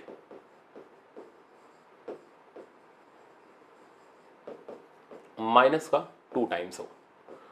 अब कथा क्या है, कथा ये है कि हमें निकालना है u का value as well as v का वैल्यू, ठीक है ना। अब हम ट्रांसवर्स मैग्निफिकेशन का फॉर्मूला अपने सामने रखते हैं। तो m transverse equals to I by o minus v by u equals to f upon F minus u. अब चेक करो, f तो पता है पर u नहीं पता, इसलिए ये फॉर्मूला लगाना बेकार है, ठीक है ना। अच्छा, हमें क्या क्या पता है, हमें i पता है और o पता है, दैट मीन्स हम ये यूज करने वाले हैं। इसे यूज करने से हमारे पास आधा रिजल्ट आ जाएगा, ठीक है ना। अब v और u में से दोनों में से कुछ नहीं पता, ना v पता है ना u पता है, तो बेस्ट है कि अब इसे यूज करने के बाद f हम जानते हैं, तो f upon F minus you use करते हुए हम u का वैल्यू कैलकुलेट कर लेंगे। तो यह हमारी सवाल के अंदर अप्रोच रहेगी। तो अब सिंप्लीफाई करते हैं, और इसके स्फेरिकल मिरर के सवाल ज़्यादातर ट्रांसवर्स मैग्निफिकेशन के फॉर्मूले से खत्म हो जाते हैं, और इसको लगाना बिल्कुल मुश्किल नहीं है, बस प्रैक्टिस का मामला है। जितनी अच्छी प्रैक्टिस रे ऑप्टिक्स उतना बढ़िया। अब वैल्यू डाटा सब्स्टिट्यूट करो इसके अंदर, सारी चीज़ें विद प्रॉपर साइन पुट करना, ठीक है ना। देखो आई, अच्छा, ऑब्जेक्ट डिस्टेंस हमने u ले लिया और इमेज डिस्टेंस हमने v ले लिया। इसको हम विद प्रॉपर साइन, साइन इसलिए क्योंकि हमें एक प्री डिफाइंड लोकेशन दे रखा है कि भाई ऑब्जेक्ट इधर होगा तभी इमेज इधर बनेगी, ठीक है ना। अगर ऑब्जेक्ट फोकस और पोल के बीच में आ जाएगा तो इमेज वर्चुअल बनेगी। वर्चुअल यहाँ पर स्क्रीन के ऊपर कभी फॉर्म नहीं होती। तो क्योंकि हमें सब चीज़ पहले से पता है, तो जो जो चीज़ें हमें पता है हम उनके साइन सब्स्टिट्यूट करेंगे, फिर हमारे पास उनके मैग्नीट्यूड आ जाएंगे। तो चलो वैल्यू पुट करते हैं इसकी। आई की जगह आ गया -2 times o divided by o से ओ वाला पार्ट कैंसिल हो गया, माइनस v की जगह आ गया -v, u की जगह आ गया -u, f की जगह आ गया -15 डिवाइडेड बाय -15 प्लस u। अब देखते हैं कितना रिजल्ट आता है। इसे सॉल्व करना तो बेकार है क्योंकि हमें दोनों में से कुछ नहीं पता, तो हम इसको और इसको आपस में इक्वेट कर लेते हैं। तो -2 equals to -15 divided by -15 plus u। चाहिए तो इसको यहाँ से उड़ाओ और क्रॉस मल्टीप्लाई करो, तो -30 प्लस 2u इक्वल्स टू 15। तो 2u की जो वैल्यू आ गई वो आ गई 30 प्लस 15, 30 प्लस 15 हमारे पास हो गया 45, और u की बेटा वैल्यू आ गई 22.5 सेंटीमीटर। अब हमने u की वैल्यू ऑब्टेन कर ली। Once we have obtained u, अब v हम बड़े आराम से निकाल सकते हैं। अब v निकालने के लिए आप क्या करोगे, इसको यूज कर लो। अब इसे और इसे इक्वेट करो, तो इसे इक्वेट करोगे, ये माइनस माइनस गया, तो -2 equals to minus v by u, ये माइनस भी यहाँ से कैंसिल हो गया। v हमें निकालना है, u की जगह आ गया 22.5 और यहाँ से बेटा v की वैल्यू आ गई 45 सेंटीमीटर। तो आपने देखा प्रॉब्लम आसान है, बस खाली हमारी टेक्निक सॉलिड होनी चाहिए और हमें उसके बारे में पता होना चाहिए सवाल के अंदर हमें अप्रोच कहाँ से लगानी है। अब इसी तरीके की और बहुत सारी चीज़ें जैसे जैसे हम आगे बढ़ेंगे और अच्छी क्लियर होना शुरू हो जाएंगी, बट आप इस तरीके का प्रॉब्लम एक बार अटेम्प्ट करो। अब आप क्या करना, सेम थोड़ा ना अटेम्प्ट करवाऊंगा, तो कुछ ना कुछ चेंज करके दूंगा। इमेज जो बन रही है 3 टाइम्स साइज ऑफ ऑब्जेक्ट बन रही है, कैलकुलेट करो वी और यू के क्या क्या वैल्यूज आएंगे। एक और चेक कर लेना 4 टाइम्स बन रही है, तो क्या क्या हमारे पास वी और यू के वैल्यूज आएंगे। इस तरीके के प्रॉब्लम में आपका हाथ सेट होना 100% जरूरी है, हल्के में नहीं लेना, आपको अभी के अभी करना है, ठीक है ना, वरना फिर जिंदगी मजाक हो जाएगी। तो इसको अच्छी तरीके से आप प्रैक्टिस में लाओ, फिर आगे मूव करो। अब नेक्स्ट प्रॉब्लम देखते हैं। नेक्स्ट है डबल मिरर। अब देखो डबल मिरर में क्या होता है, थोड़ा जिगर कलेजा मजबूत होना चाहिए आपका, क्योंकि डबल मिरर थोड़ा सा लेंदी सिस्टम होता है और इसके अंदर अगर आपको सिंगल मिरर ही नहीं आता तो डबल मिरर कहां से यार एक्सपेक्ट करोगे कि डबल मिरर आ जाएगा। इसमें बड़ा सीक्वेंस बना के चलना होता है। ये कहता है consider first reflection eight M1। तो इसमें क्वेश्चन में गिवन होता है, ये प्री डिफाइंड होता है कि पहला रिफ्लेक्शन किस पे लेना है और अगला किस पे लेना है। तो फर्स्ट रिफ्लेक्शन एट M1, इसका मतलब है कि M1 में हम उस ऑब्जेक्ट की इमेज बनाने जा रहे हैं, वो इमेज अगले के लिए ऑब्जेक्ट का काम करेगी और फिर हम फाइनल इमेज को लोकेट करेंगे। तो शुरू करते हैं। तो सबसे पहले मिरर 1 के बारे में सारा डाटा स्कैन कर लेते हैं। मिरर 1 के लिए क्या क्या डाटा हमारे पास अवेलेबल है, बहुत ध्यान से हमें साइन कन्वेंशन अप्लाई करने पड़ेंगे। मिरर 1 के लिए ये इंसिडेंट वाली साइड हो गई तो ये नेगेटिव, ये पॉलिश्ड वाली साइड हो गई तो ये पॉजिटिव। पहले सारा डाटा विद प्रॉपर साइन लिख लो। मिरर 1 के लिए ऑब्जेक्ट डिस्टेंस हो गया -30, मिरर 1 की फोकल लेंथ हो गई -20, मिरर 1 के लिए साइज ऑफ ऑब्जेक्ट हो गया +1 मिलीमीटर। अब हमें पता क्या क्या करना है, हमें इसकी इमेज की पोजीशन और साइज ऑफ इमेज निकालना है। तो चलाएंगे हम ट्रांसवर्स मैग्निफिकेशन का फॉर्मूला आई थिंक अब आपको याद होना चाहिए, मैं डाटा सब्स्टिट्यूट कर रहा हूँ। आई हमें पता नहीं, ओ हमें बिल्कुल पता है 1 millimetre equals to minus v हमें नहीं पता, V1 कर ले रहा हूँ, यू की वैल्यू हमें डेफिनेटली पता है -30 equals to f upon F minus you. F हो गया -20 डिवाइडेड बाय -20 प्लस यू की जगह आ गया मेरे पास, ये प्लस इसलिए आया क्योंकि माइनस माइनस प्लस हो गया 30। अब इसको यहीं सिंप्लीफाई करो क्योंकि एग्जाम में हमारे पास ज़्यादा जगह नहीं होगी, जितना होगा उतने में ही स्पेस में हमें सारा काम करना है और थोड़ा केयरफुली करना है। यहाँ गलती हो गई तो गए काम से। तो नीचे बचा 10, फाइनल आंसर आया -2। अब देखो एक लाइन में धड़ाधड़ सारी चीज़ें आएंगी। आई की वैल्यू या I1 की वैल्यू, तो इमेज का फर्स्ट इमेज का साइज -2 mm आ रहा है, इसका मतलब इमेज नीचे की तरफ बन रही है। फर्स्ट इमेज की पोजीशन -60 सेंटीमीटर है, माइनस साइन यानी फर्स्ट इमेज मिरर नंबर 1 के फ्रंट में है। अब इसे लोकेट करते चलते हैं। तो इस ऑब्जेक्ट की इमेज यहाँ से इसके पोल से 60 सेंटीमीटर सामने की तरफ यानी नेगेटिव वाली साइड की तरफ है, पर 50 तो ये हो गया। इसका मतलब ये 10 सेंटीमीटर इधर है। अब 10 सेंटीमीटर इधर होने का मतलब ये निकला कि ये इसके लिए एक वर्चुअल ऑब्जेक्ट का काम करेगी। पॉइंट मेरा समझ आया। और ये इमेज ऊपर नहीं बन रही, नीचे की तरफ बन रही है। तो ये I1 आया और इस I1 का वैल्यू मेरे पास आ गया 2, साइज मेरे पास आ गया 2 मिलीमीटर और यहाँ से इसका डिस्टेंस आ गया, कितना डिस्टेंस ये हुआ टोटल 60 सेंटीमीटर। तो I1 मिरर 2 के लिए एक वर्चुअल ऑब्जेक्ट का काम कर रहा है। अब हम शुरू करते हैं मिरर 2 की कहानी। इसके लिए सारा डाटा लिखना पड़ेगा U। तो मिरर 2 के लिए जब हम डाटा स्कैन करेंगे तो हम उसके पोल से कंसिडर करेंगे और जो भी साइजेस होंगे उसके प्रिंसिपल एक्सिस से लेंगे। मिरर 2 के लिए साइन कन्वेंशन वापस से लेना पड़ेगा। ये इसकी इंसिडेंट साइड नेगेटिव, ये पॉलिश साइड पॉजिटिव। U की वैल्यू, तो U की वैल्यू इसके लिए हो गई +10, फोकल लेंथ इस मिरर की +15, साइज ऑफ ऑब्जेक्ट, अब वो जो I1 है वो इसके लिए ऑब्जेक्ट का काम कर रहा है, तो साइज ऑफ ऑब्जेक्ट हो गया -2 mm। अब हम इसका ट्रांसवर्स मैग्निफिकेशन का फॉर्मूला आपने देखा ना, इसलिए मैंने बोला तो थोड़ा जिगर कलेजा मजबूत होना चाहिए। कमजोर दिल वाले होंगे बेचारे हिल गए होंगे, ठीक है ना, थोड़ा संभाल करके करना। और अगर बहुत डर लगता है रात के 12 बजे मत पढ़ना, पता चले हार्ट अटैक आ गया तो डर के हमारी हालत खराब हो गई। तो इस तरीके की चीजें करने के लिए थोड़ा मजबूत होकर के अच्छी तरह कंसेप्ट बना करके फिर प्रैक्टिस करना। तो एम ट्रांसवर्स की वैल्यू हम निकालते हैं। तो एम ट्रांसवर्स की वैल्यू निकालोगे तो लगाया हमने फॉर्मूला I/O। आई हमें नहीं पता, फाइनल इमेज ओ की वैल्यू होगी -2 mm equals to -V, V हमें नहीं पता, फाइनल इमेज। और नीचे आ गया हमारे पास U की जगह मेरे पास आ गया +10 और फाइनल रिजल्ट है F upon F minus you. F की वैल्यू होगी 15, अपॉन 15 माइनस यू की जगह मेरे पास आ गया 10। इसको यही सिंप्लीफाई करो, नीचे 5 आया तो दैट मीन्स इधर 3 बचा, हो गया खेल खत्म इसका। तो I2 की वैल्यू आ रही है -6 मिलीमीटर और V2 की वैल्यू बेटा यहाँ से मेरे पास आ रही है -30 सेंटीमीटर। इसका मतलब ये निकला कि जो फाइनल इमेज है वो इसके पोल से 30 सेंटीमीटर इधर, तो 30 सेंटीमीटर इधर भागेंगे तो ये तो 20 बचा, यानी इधर साइड कहीं पर आई, तो यहाँ से 30 सेंटीमीटर इधर। कोई आपसे ये नहीं कह रहा रे डायग्राम बना के तो हम उसके नंबर दे रहे हैं, हम बस खाली अपनी तसल्ली के लिए बना रहे हैं। और कितना नीचे, 6 मिलीमीटर नीचे, तो ये I2 की वैल्यू आई और ये I2 यहाँ से 6 मिलीमीटर नीचे। ये देखो, ये होता है सवाल। तो इस तरीके का सवाल अगर आपको लगाना आता है तो आपका ट्रांसवर्स मैग्निफिकेशन का कंसेप्ट मस्त है। अब उम्मीद है नहीं आता, ठीक है ना, मान के चलो नहीं आता, तभी तो तैयारी कर रहे हैं, आता होता तो फिर अंदर नहीं बैठे होते जाके।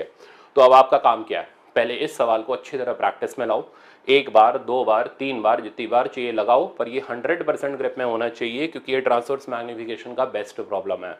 तो ये ग्रिप में आया, आप ट्रांसवर्स मैग्निफिकेशन में मास्टर हो जाओगे, ठीक है ना। फिर आप एक्सेल मैग्निफिकेशन की तरफ मूव करो, आपको बहुत अच्छा वो समझ आएगा। तो ऑप्टिक्स के अंदर ये सेक्शन 100% आपको आना चाहिए, आपका हाथ सेट होना चाहिए, तब आप आगे की तरफ बढ़ना आपका बेकार है। अब चलते हैं आगे। तो अब हम आते हैं एक्सेल मैग्निफिकेशन। देखो, एक्सेल मैग्निफिकेशन में दो तरीके के कंसेप्ट होते हैं, एक जनरल एक्सेल मैग्निफिकेशन, एक शॉर्ट लीनियर ऑब्जेक्ट। अब देखो, जो जनरली बुक का कंसेप्ट है वो बहुत लेंदी है, मेरे पास इसका शॉर्टकट है, वो मैं आपको सिखा रहा हूँ। तो हमने एक ऑब्जेक्ट को प्रिंसिपल एक्सिस के पैरेलल रख दिया। ऐसे सिचुएशन में जो मैग्निफिकेशन होता है वो प्रिंसिपल एक्सिस के पैरेलल, या तो इमेज छोटी या बड़ी दिखाई देगी, वो डिपेंड करता है ऑब्जेक्ट कहाँ पर रखा है। अब जैसे ऑब्जेक्ट यहाँ पर है तो इसकी इमेज इन्वर्टेड मतलब ऐसे है, तो ऐसे इन्वर्ट होकर के बनेगी। तो बी इधर है तो बी की इमेज इधर बनेगी पहले और ए की इमेज बाद में। अगर ऑब्जेक्ट सी और एफ के बीच में है तो इमेज बियॉन्ड सी बनेगी, इन्वर्टेड बनेगी और बड़े साइज की बनेगी। वही बेसिक प्रॉपर्टी फॉलो करेगी जैसा ट्रांसफर्स में करती थी।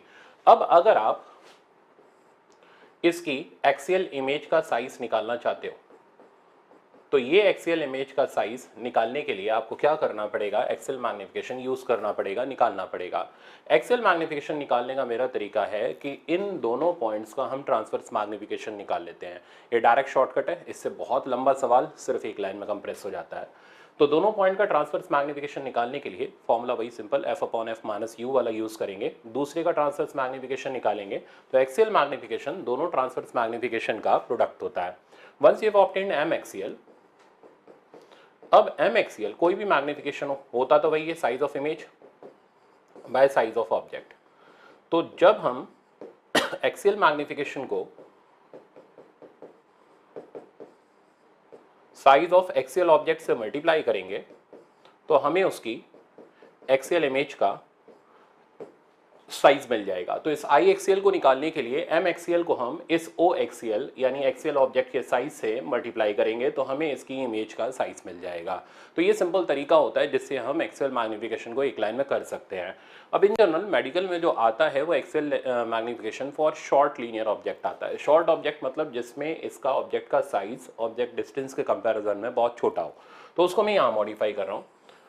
तो फॉर शॉर्ट लीनियर ऑब्जेक्ट, तो किसी शॉर्ट लीनियर ऑब्जेक्ट के लिए जब आप काम करोगे तो ऐसे में ये जो पहला और दूसरा पॉइंट है ये अलग अलग नहीं माने जाएंगे। क्यों? कि इनके बीच का जो डिस्टेंस है वो नेग्लिजिबल है। जैसे एक एग्जांपल लेते हैं, मान लो ये 12 सेंटीमीटर है तो ये उसके सामने 1 मिलीमीटर मिलेगा। तो इस तरीके से करके आप वेरीफाई कर सकते हो कि ऑब्जेक्ट शॉर्ट साइज का है या लॉन्ग साइज का है। तो अगर ऑब्जेक्ट शॉर्ट साइज का है तो for short linear object MTA और MTB का वैल्यू ऑलमोस्ट सेम होगा और m एक्सियल का वैल्यू m ट्रांसवर्स का स्क्वायर हो जाएगा। स्क्वायर इसलिए क्योंकि दोनों पॉइंट्स का मैग्निफिकेशन ऑलमोस्ट सेम वैल्यू का आएगा।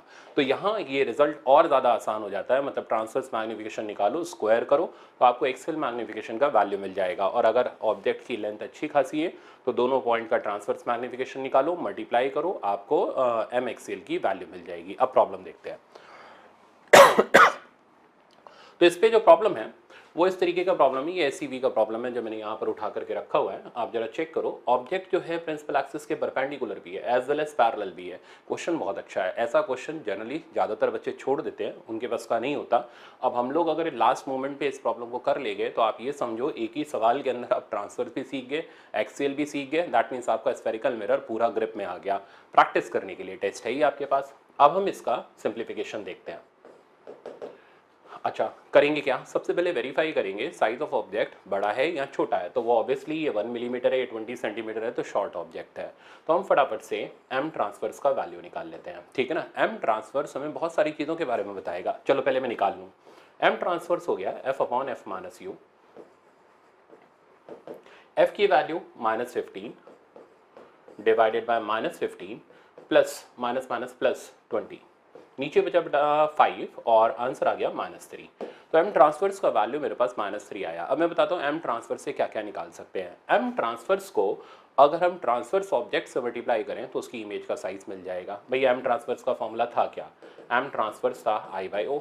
कौन सा आई, जो ट्रांसफर्स हो, जो प्रिंसिपल एक्सिस के परपेंडिकुलर हो, और ये किसके बराबर था, V/U। यानी एम ट्रांसफर्स एक साथ दो चीज़ें दे जाएगा, V की वैल्यू भी दे जाएगा, ट्रांसफर्स इमेज का साइज भी दे जाएगा। तो अगर मेरे को इसकी ट्रांसफर्स इमेज का साइज निकालना होगा तो मैं कुछ नहीं करूँगा, ट्रांसफर्स मैग्निफिकेशन को इससे मल्टीप्लाई कर दूंगा। तो मैंने इसकी इमेज यहाँ पर इन्वर्टेड बनाई। इन्वर्टेड इसलिए क्योंकि ऑब्जेक्ट सेंटर और फोकस के बीच में है। अच्छा इन्वर्टेड, एक्सियली भी इन्वर्टेड होगी, तो यहाँ इमेज आएगी पहले आर की, यहाँ जाएगी क्यू की, क्यू के नीचे इमेज आ जाएगी पी की, एंड इधर इमेज आ जाएगी एस की। तो अगर मेरे को पी क्यू की इमेज का साइज निकालना है तो इस एम ट्रांसफर से हम इसके ऑब्जेक्ट को मल्टीप्लाई करेंगे तो ये साइज हमारे पास आएगा 3 मिलीमीटर। सिमिलरली इसके लिए भी हम ट्रांसफर्स मैग्निफिकेशन से जब इसको मल्टीप्लाई करेंगे तो ये साइज हमारे पास अगेन 3 मिलीमीटर। अब हमें चाहिए ये वाला साइज इसके लिए हमें चाहिए होगा एक्सियल मैग्निफिकेशन। अब हम आते हैं एम एक्सियल पर। तो एम एक्सियल हो गया एम ट्रांसफर्स का स्क्वायर मतलब 9। इस बात का मतलब ये निकला कि जो ऑब्जेक्ट एक्सियली रखा हुआ है उसकी इमेज 9 टाइम्स उसके साइज की होगी। तो इसका साइज कितना है 1 मिलीमीटर, तो इसकी इमेज का जो साइज हो गया वो हो गया 9 मिलीमीटर। अब आप देखो सवाल कितनी जल्दी खत्म हो गया, सिर्फ 2 स्टेप लगानी थी। एम ट्रांसफर्स निकाला, स्क्वायर मार के एम एक्सियल निकाला, जो ट्रांसफर्स है उसे ट्रांसफर से मल्टीप्लाई किया, जो एक्सियल है उसे एक्सियल से मल्टीप्लाई किया, और हमारे पास सारी इमेज के साइज आ गए। तो इससे आसान और कुछ नहीं हो सकता, पर इससे मुश्किल भी कुछ नहीं हो सकता। जिसको आता है उसके लिए आसान है, जिसको नहीं आता उसके लिए मुश्किल कंसेप्ट है। तो ये आने के बाद तो जबरदस्त कॉन्फिडेंस आ जाता है, हाँ भाई अब तो हम एक्सेल और ट्रांसफर एक साथ एक सवाल के अंदर करके आ सकते हैं। तो ये एससीवी का सवाल मैंने यहाँ कंप्लीट किया। आई थिंक अब आपको आ जाना चाहिए। अब नेक्स्ट सेक्शन की तरफ चलते हैं। ये है इसके कुछ पेटेंटेड प्रॉब्लम।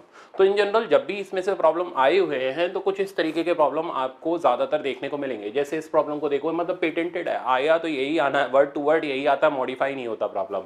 कह रहा शॉर्ट लीनियर ऑब्जेक्ट, आप खुद ही चिल्ला दिया कि शॉर्ट लीनियर ऑब्जेक्ट है, मतलब उसका साइज ऑब्जेक्ट डिस्टेंस के कंपैरिजन में नेग्लिजिबल है, उसकी लेंथ भी दे रखी है, lies along the axis of concave mirror, axis पर रखा हुआ है तो एक्सेल मैग्निफिकेशन है, फोकल लेंथ एफ है, डिस्टेंस यू है, द साइज ऑफ इमेज। तो क्या करोगे, एम ट्रांसफर्स निकाला, स्क्वायर मार करके एम एक्सएल आ गया, एम एक्सएल की वैल्यू ये आ गई, ओ एक्सएल से मल्टीप्लाई किया, बी से मल्टीप्लाई किया और इमेज का साइज आ गया, और सीधे आंसर टिक मारा बी अपॉन एफ माइनस।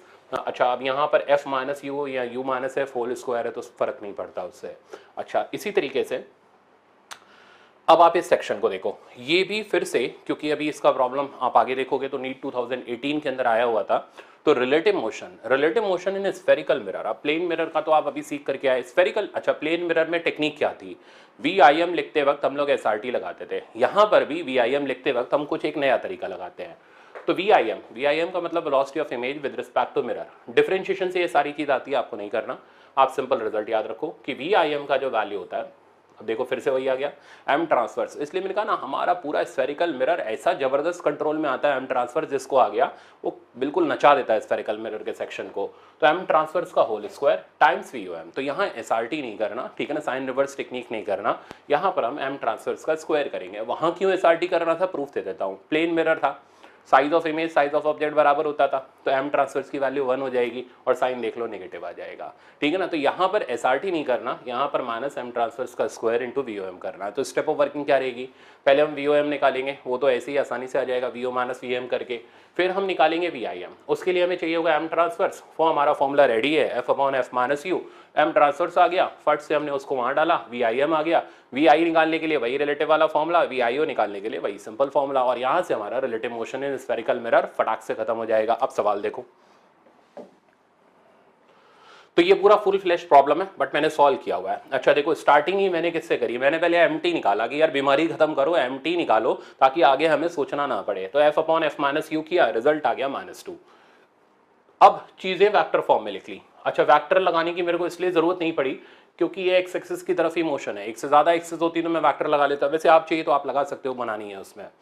तो VO हो गया 2 सेंटीमीटर पर सेकंड, VM हो गया 4 सेंटीमीटर पर सेकंड। फटाक से हमने VOM निकाला by using VO minus VM, answer आ गया आपके पास -2 सेंटीमीटर पर सेकंड।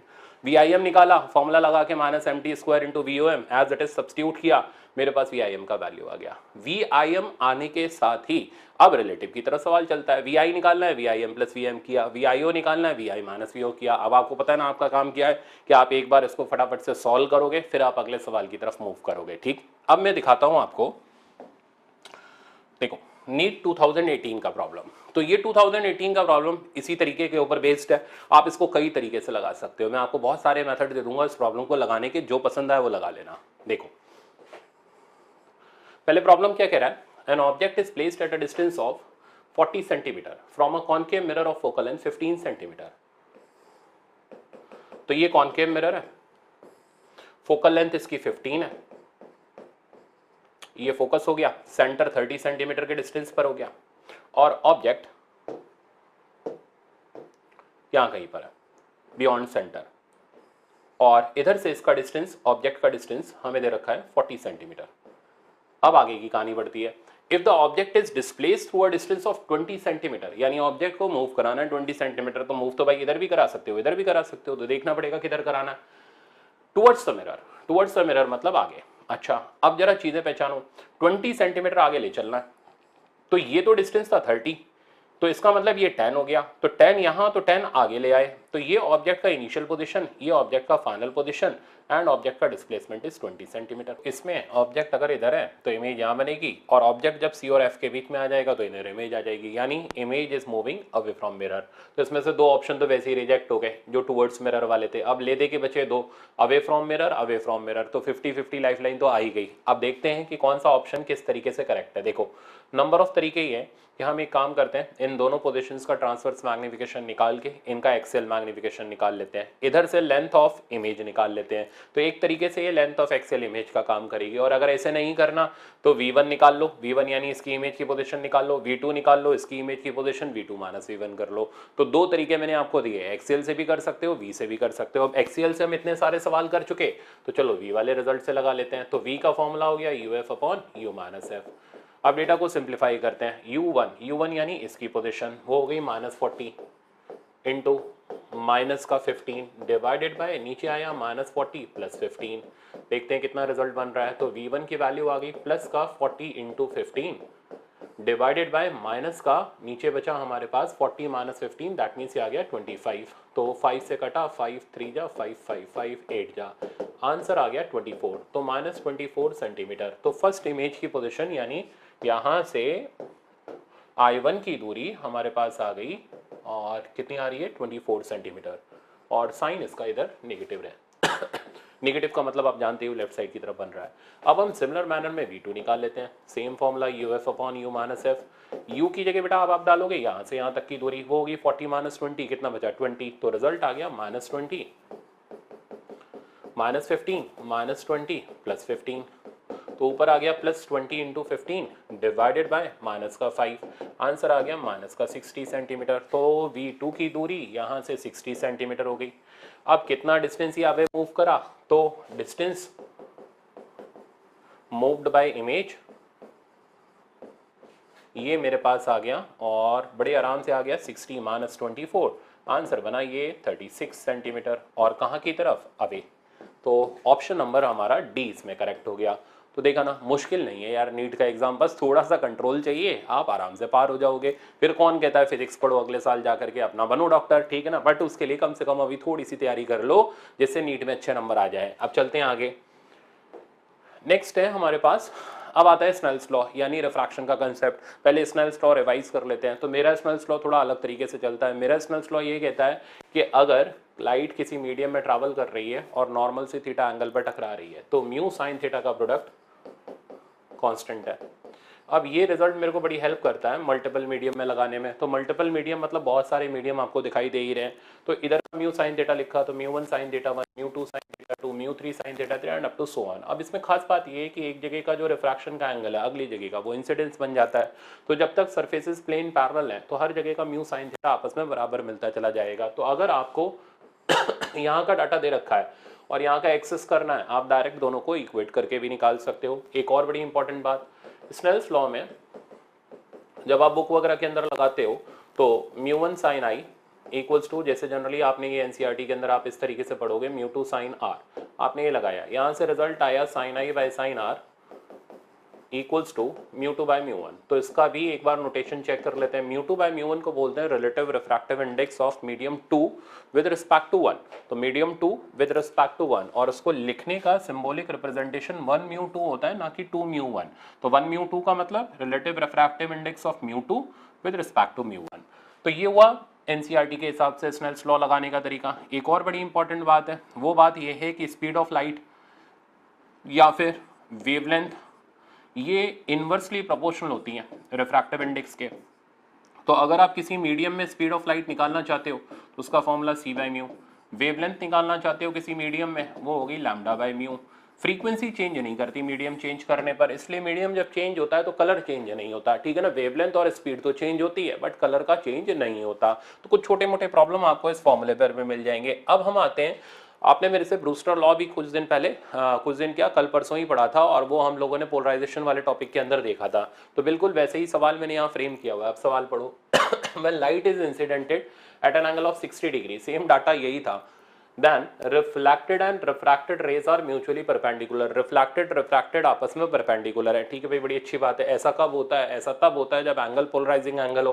तो आप स्नेल्स लॉ से भी चल सकते हो, नहीं चलना छोड़ो, आपको म्यू निकालना है, आप सीधे सीधे लगाओ म्यू इक्वल्स टू 10 IP, ठीक, नहीं लगाना मत लगाओ, आप इसमें μ1 sin i बराबर μ2 sin r कर लो, उससे भी काम बन जाएगा। इससे डायरेक्ट आंसर आ जाएगा म्यू इक्वल्स टू 10 60, और यहाँ से बेटा आंसर आ गया हमारे पास √3।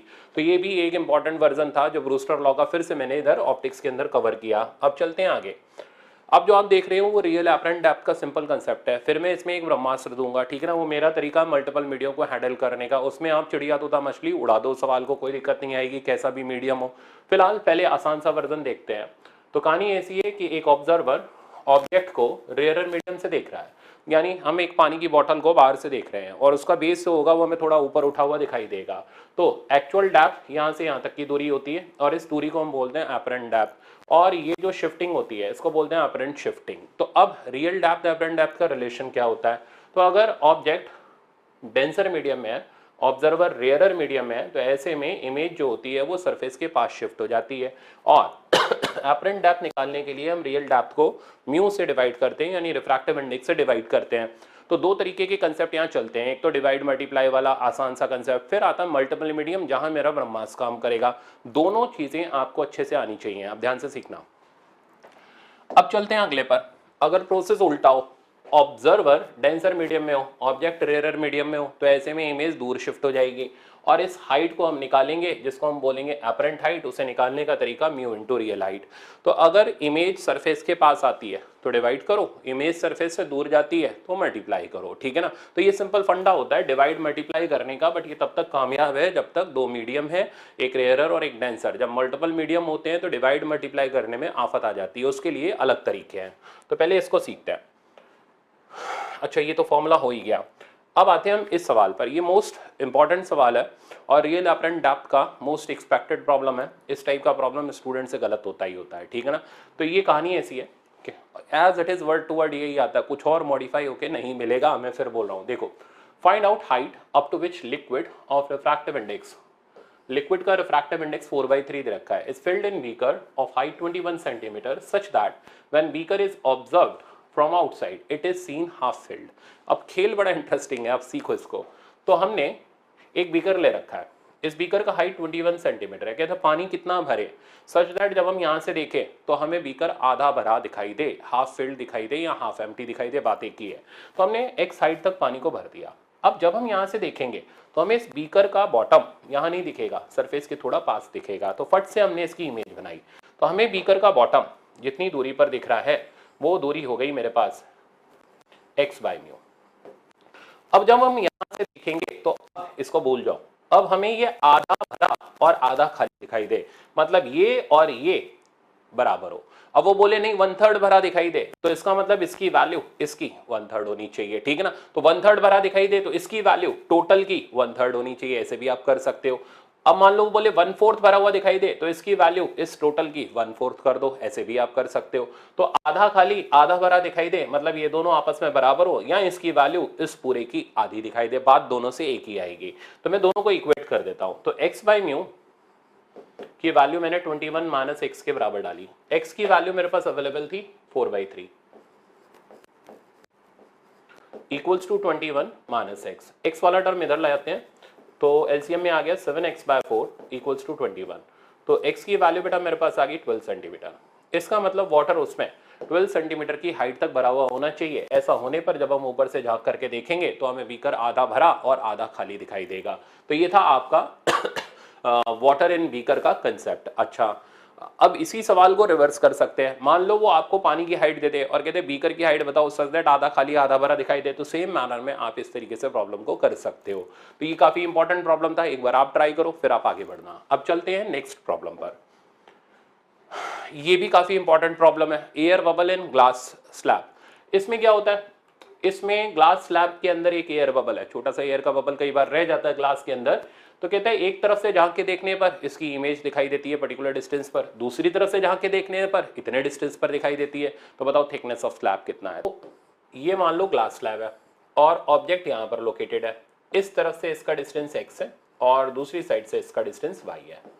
अब हमें पता करना है कि थिकनेस ऑफ ग्लास स्लैब कितनी है। अब तरीका ध्यान से देखो, ये रे चली, हम बाहर से इसको ऑब्जर्व कर रहे हैं, ये रे जा रही है डेंसर से रेरर मीडियम, तो कहाँ मुड़ेगी, अवे फ्रॉम नॉर्मल। तो इस तरीके से ये अवे फ्रॉम नॉर्मल मुड़ी और इसकी इमेज हमें यहाँ पर दिखाई दी। ये इमेज हमें सरफेस के पास दिखाई दे रही है, यहाँ से देखने पर ये इमेज हमें सरफेस के पास दिखाई दे रही है और ये v1 के डिस्टेंस पर दिखाई दे रही है। तो v1 की जो वैल्यू हो गई वो हो गई x बाई म्यू, क्योंकि इमेज सरफेस के पास आ गई। इधर से x की वैल्यू मिल गई म्यू टाइम्स v1। ये हो गया एक साइड से। सिमिलरली फ्रॉम अदर साइड, तो जब आप दूसरी साइड से देखोगे इसी तरीके से जो इमेज दिखाई देगी वो v2 के डिस्टेंस पर दिखाई देगी और v2 का जो वैल्यू हो जाएगा वो हो जाएगा y बाई म्यू। तो y की वैल्यू हमारे पास आ गई म्यू इंटू v2। अब हम x और y क्यों निकाल रहे हैं, क्योंकि हमें थिकनेस चाहिए। थिकनेस किसके बराबर है, x प्लस वाई। तो अब thickness of glass slab t का value which is x plus y और x और y के वैल्यू यहाँ सब्स्टिट्यूट कर दो तो mu times v1 plus v2 हो गया। तो बन गया हमारे पास एक शॉर्टकट। तो अगर आपको थिकनेस ऑफ ग्लास स्लैब निकालना है सच दैट आपको दोनों तरफ से दिखाई देने वाली इमेजेस का लोकेशन बताया है, तो mu times v1 plus v2 करो, आपका आंसर आ जाएगा। अब सवाल पढ़ो। तो प्रॉब्लम का ये तो था पूरा का पूरा जनरलाइज रास्ता जो आपको लास्ट मोमेंट में रटा हुआ होना चाहिए, क्योंकि एग्जाम में आपको डिराइव नहीं करना। अब आगे देखो, when air bubble in glass slab is observe from nearer side, तो पास वाली एंड से देखने पर it is observe at distance 6 centimetre, तो उसका इमेज डिस्टेंस 6 सेंटीमीटर है। तो एक तरफ से देखने पर इमेज डिस्टेंस 6 सेंटीमीटर है, तो मैंने v1 की जगह 6 डाल दिया। From one surface, now it is observe from farther side and observe at distance 8 centimetre from surface, तो दूसरी तरफ से देखने पर 8 सेंटीमीटर पर दिखाई दे रहा है। ग्लास का रिफ्रैक्टिव इंडेक्स हमें 3/2 दे रखा है, पता हमें वही थिकनेस करना है। तो देखो एक लाइन के अंदर खेल खत्म हो गया, तो रिजल्ट आ गया 3/2 इंटू 14, आंसर आ गया 21 सेंटीमीटर। तो thickness of glass slab is 21 centimetre. ये भी हमारा फिर से एक काफी इंपॉर्टेंट प्रॉब्लम था जो रियल अपरेंट डेप्थ के कंसेप्ट के ऊपर था। अब मैं दिखाता हूं मल्टीपल मीडियम। तो अगर मल्टीपल मीडियम है, ठीक है ना, और यहाँ पर ऑब्जर्वर है और इसका रिफ्रैक्टिव इंडेक्स म्यू ऑब्जर्वर है और हमें पता करनी है इसकी अपरेंट पोजीशन, मतलब इसकी इमेज हमें कहाँ पर दिखाई देगी। तो मेरा तरीका ये है कि apparent position of image from surface, ठीक है ना, जिसको मैं डिनोट करता हूँ x से, और इसको ऑब्जेक्ट नहीं बोलेंगे, अपरेंट पोजीशन। अपरेंट वर्ड बोला तो मतलब हम ऑब्जेक्ट की इमेज देख रहे हैं। तो ऑब्जर्वर जब ऑब्जेक्ट की इमेज देखेगा तो उसको कहाँ पर इमेज दिखाई देगी, ये निकालने का तरीका है म्यू ऑब्जर्वर, यानी जिस मीडियम में ऑब्जर्वर है time sigma x by mu. तो ये एक सिंपल वन लाइन का तरीका है जिससे आप मल्टीपल मीडियम को उड़ा सकते हो। जैसे तो apparent position of object with respect to observer, meaning समझना, ऑब्जर्वर को ऑब्जेक्ट की इमेज सरफेस से कहाँ पर दिखाई देगी वो निकालने का तरीका है म्यू ऑब्जर्वर, यानी जिस मीडियम में ऑब्जर्वर है।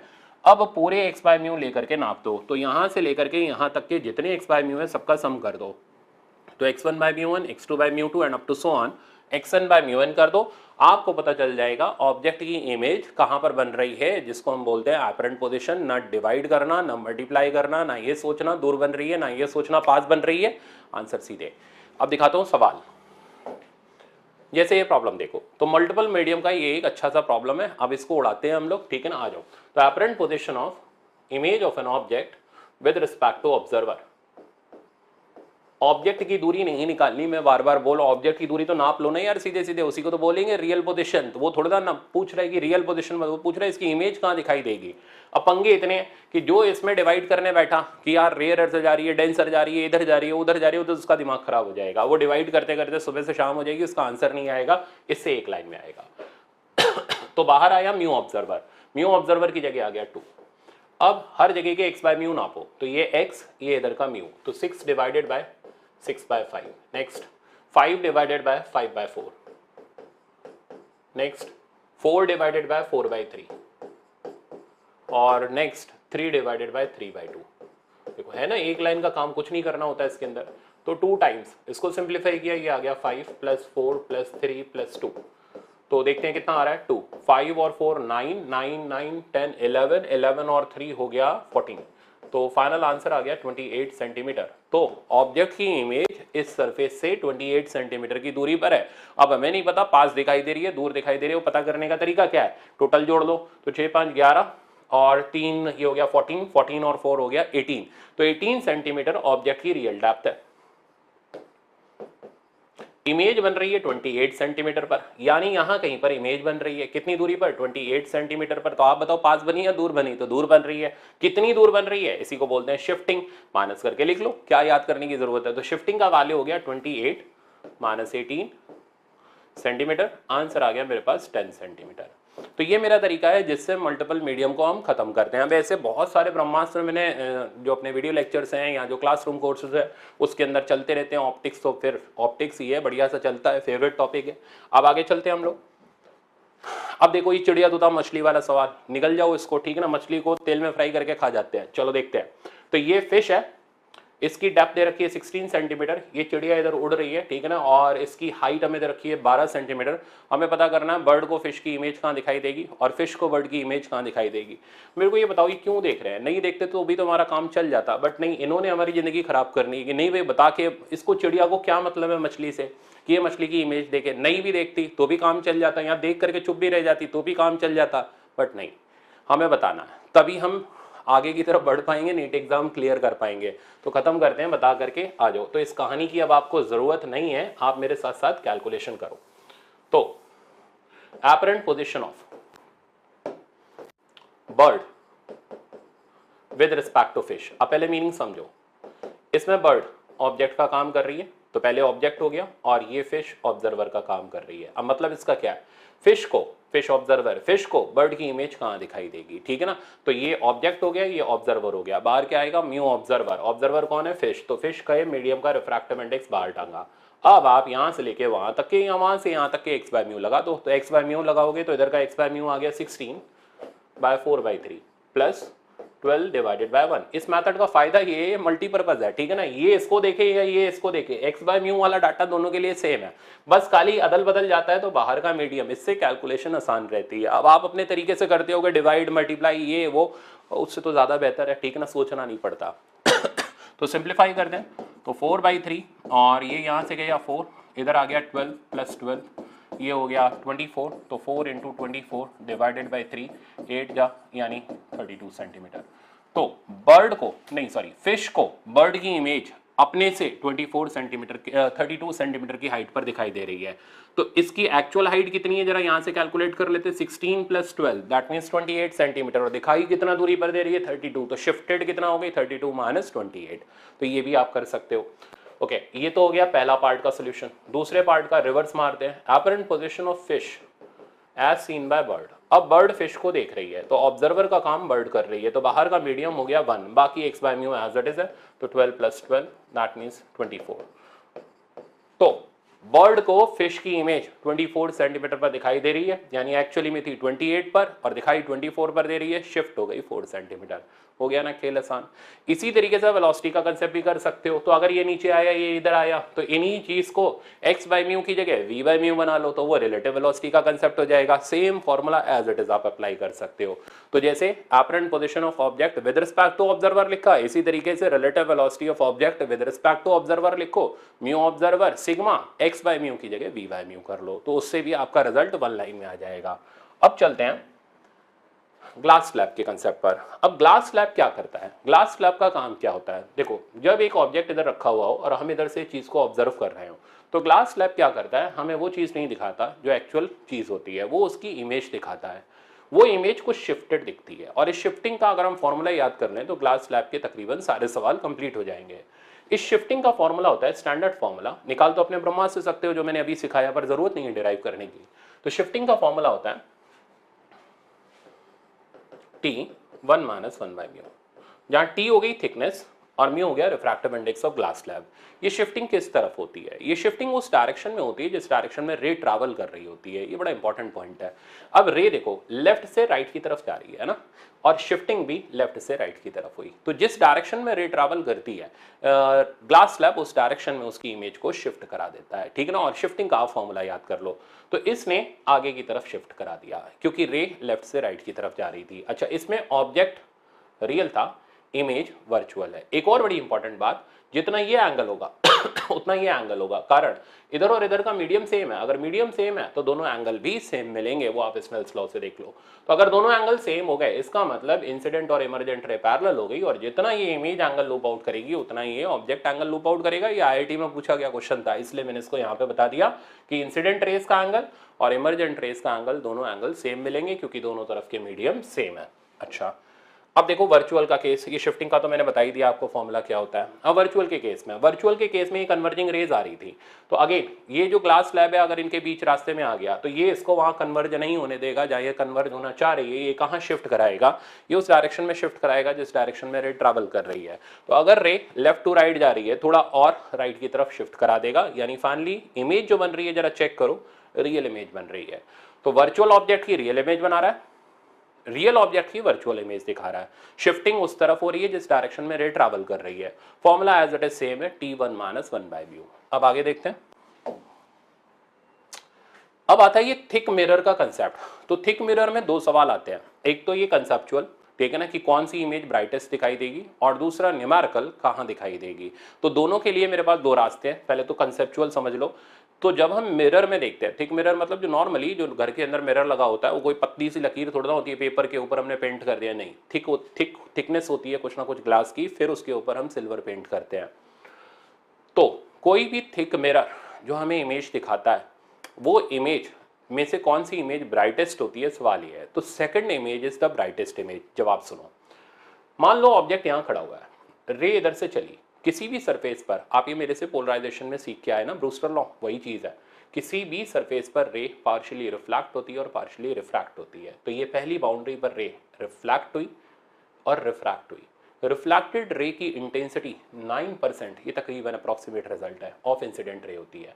तो इसने जो इमेज बनाई, पहली इमेज बनाई, वो 9% ब्राइटेस्ट है, तो इसकी इंटेंसिटी बहुत डाउन होती है। अब रे आगे चली और फिर इधर से रिफ्लेक्ट हुई।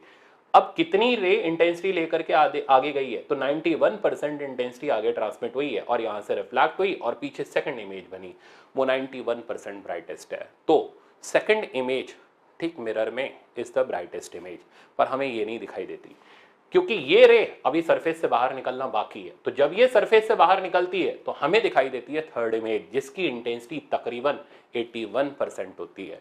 तो हमें फर्स्ट ब्राइटेस्ट इमेज नहीं दिखाई देती। फर्स्ट ब्राइटेस्ट इमेज की जो इंटेंसिटी है वो है 91%। तो टोटल 3 इमेजेस बनी। फर्स्ट इमेज जिसकी इंटेंसिटी 9%, सबसे कम ब्राइट। सेकंड इमेज सबसे ज्यादा ब्राइट। थर्ड इमेज उससे कम ब्राइट। तो हम जो इमेज देखते हैं वो हमारी सेकंड ब्राइटेस्ट इमेज होती है। मैक्सिमम ब्राइटेस्ट इमेज हमें दिखाई नहीं देती, ये पॉइंट ध्यान देना। तो अगर एग्जामिनर ने आपसे पूछा कि ये बताओ थिक मिरर में कौन सी इमेज सबसे ब्राइटेस्ट होती है, तो जवाब होगा सेकंड इमेज, ठीक है ना। कौन सी ब्राइटेस्ट इमेज हमें दिखाई देती है, तो हमें मैक्सिमम ब्राइट से कम ब्राइट वाली इमेज दिखाई देती है, दैट मीन 81% इंटेंसिटी वाली इमेज हमें दिखाई देती है। दो क्वेश्चन है, दोनों बड़े जबरदस्त है, ज्यादातर बच्चों को नहीं पता होते, इसलिए ये चीजें गड़बड़ करते हैं। तो इन रिजल्ट्स को आप याद करके रखना। पर मोस्टली 99% बुक्स के अंदर आपको मिलेगा मिरर के अंदर कौन सी ब्राइटेस्ट इमेज होती है, तो जवाब मिलेगा सेकंड ब्राइटेस्ट इमेज। तो जो ज्यादातर आता है हम उसी पे टिकते हुए चलते हैं, वही याद करते हुए चलेंगे। अब आगे बढ़ते हैं। अब ये आईआईटी का फिर से सवाल है, बट ये कई बच्चे डाउट सेशन में पूछ चुके हैं, हर जगह पूछ चुके हैं, तो मैंने बोला था समय आएगा मैं अपने आप बता दूंगा। अब देखो इसमें जिंदगी खराब हो जाती है, डिवाइड मल्टीप्लाई करते करते करते करते मेरा एक लाइन का सिंपल तरीका उड़ा के रख देते हैं हम सवाल। बहुत सारे शॉर्टकट्स हैं मेरे पास, सारे तो नहीं बता सकता, बट हाँ जितने आपके काम किए हैं वो सारे के सारे मैं बता रहा हूँ, ठीक है ना। तो ये मेरे पास एक थिक मिरर है जिसकी थिकनेस 3 सेंटीमीटर, रिफ्रैक्टिव इंडेक्स 3/2 है। हमें पता करना है हमें इस ऑब्जेक्ट की इमेज कहाँ पर दिखाई देगी। तो मेरा शॉर्टकट ये है कि कोई डिवाइड मल्टीप्लाई करने की आपको ज़रूरत नहीं है, उससे सवाल एक लाइन का नहीं होगा, उससे सवाल पूरा 1 से 1.5 पन्ने लंबा खींच जाएगा। तो मेरा तरीका ये है कि प्लेन मिरर की प्रॉपर्टी यूज़ करो, जो उसके सामने होगा उसको वह एज इट इज़ पीछे बना देगा। तो देखना, तो जो सामने है एज इट इज़ पीछे बना दो।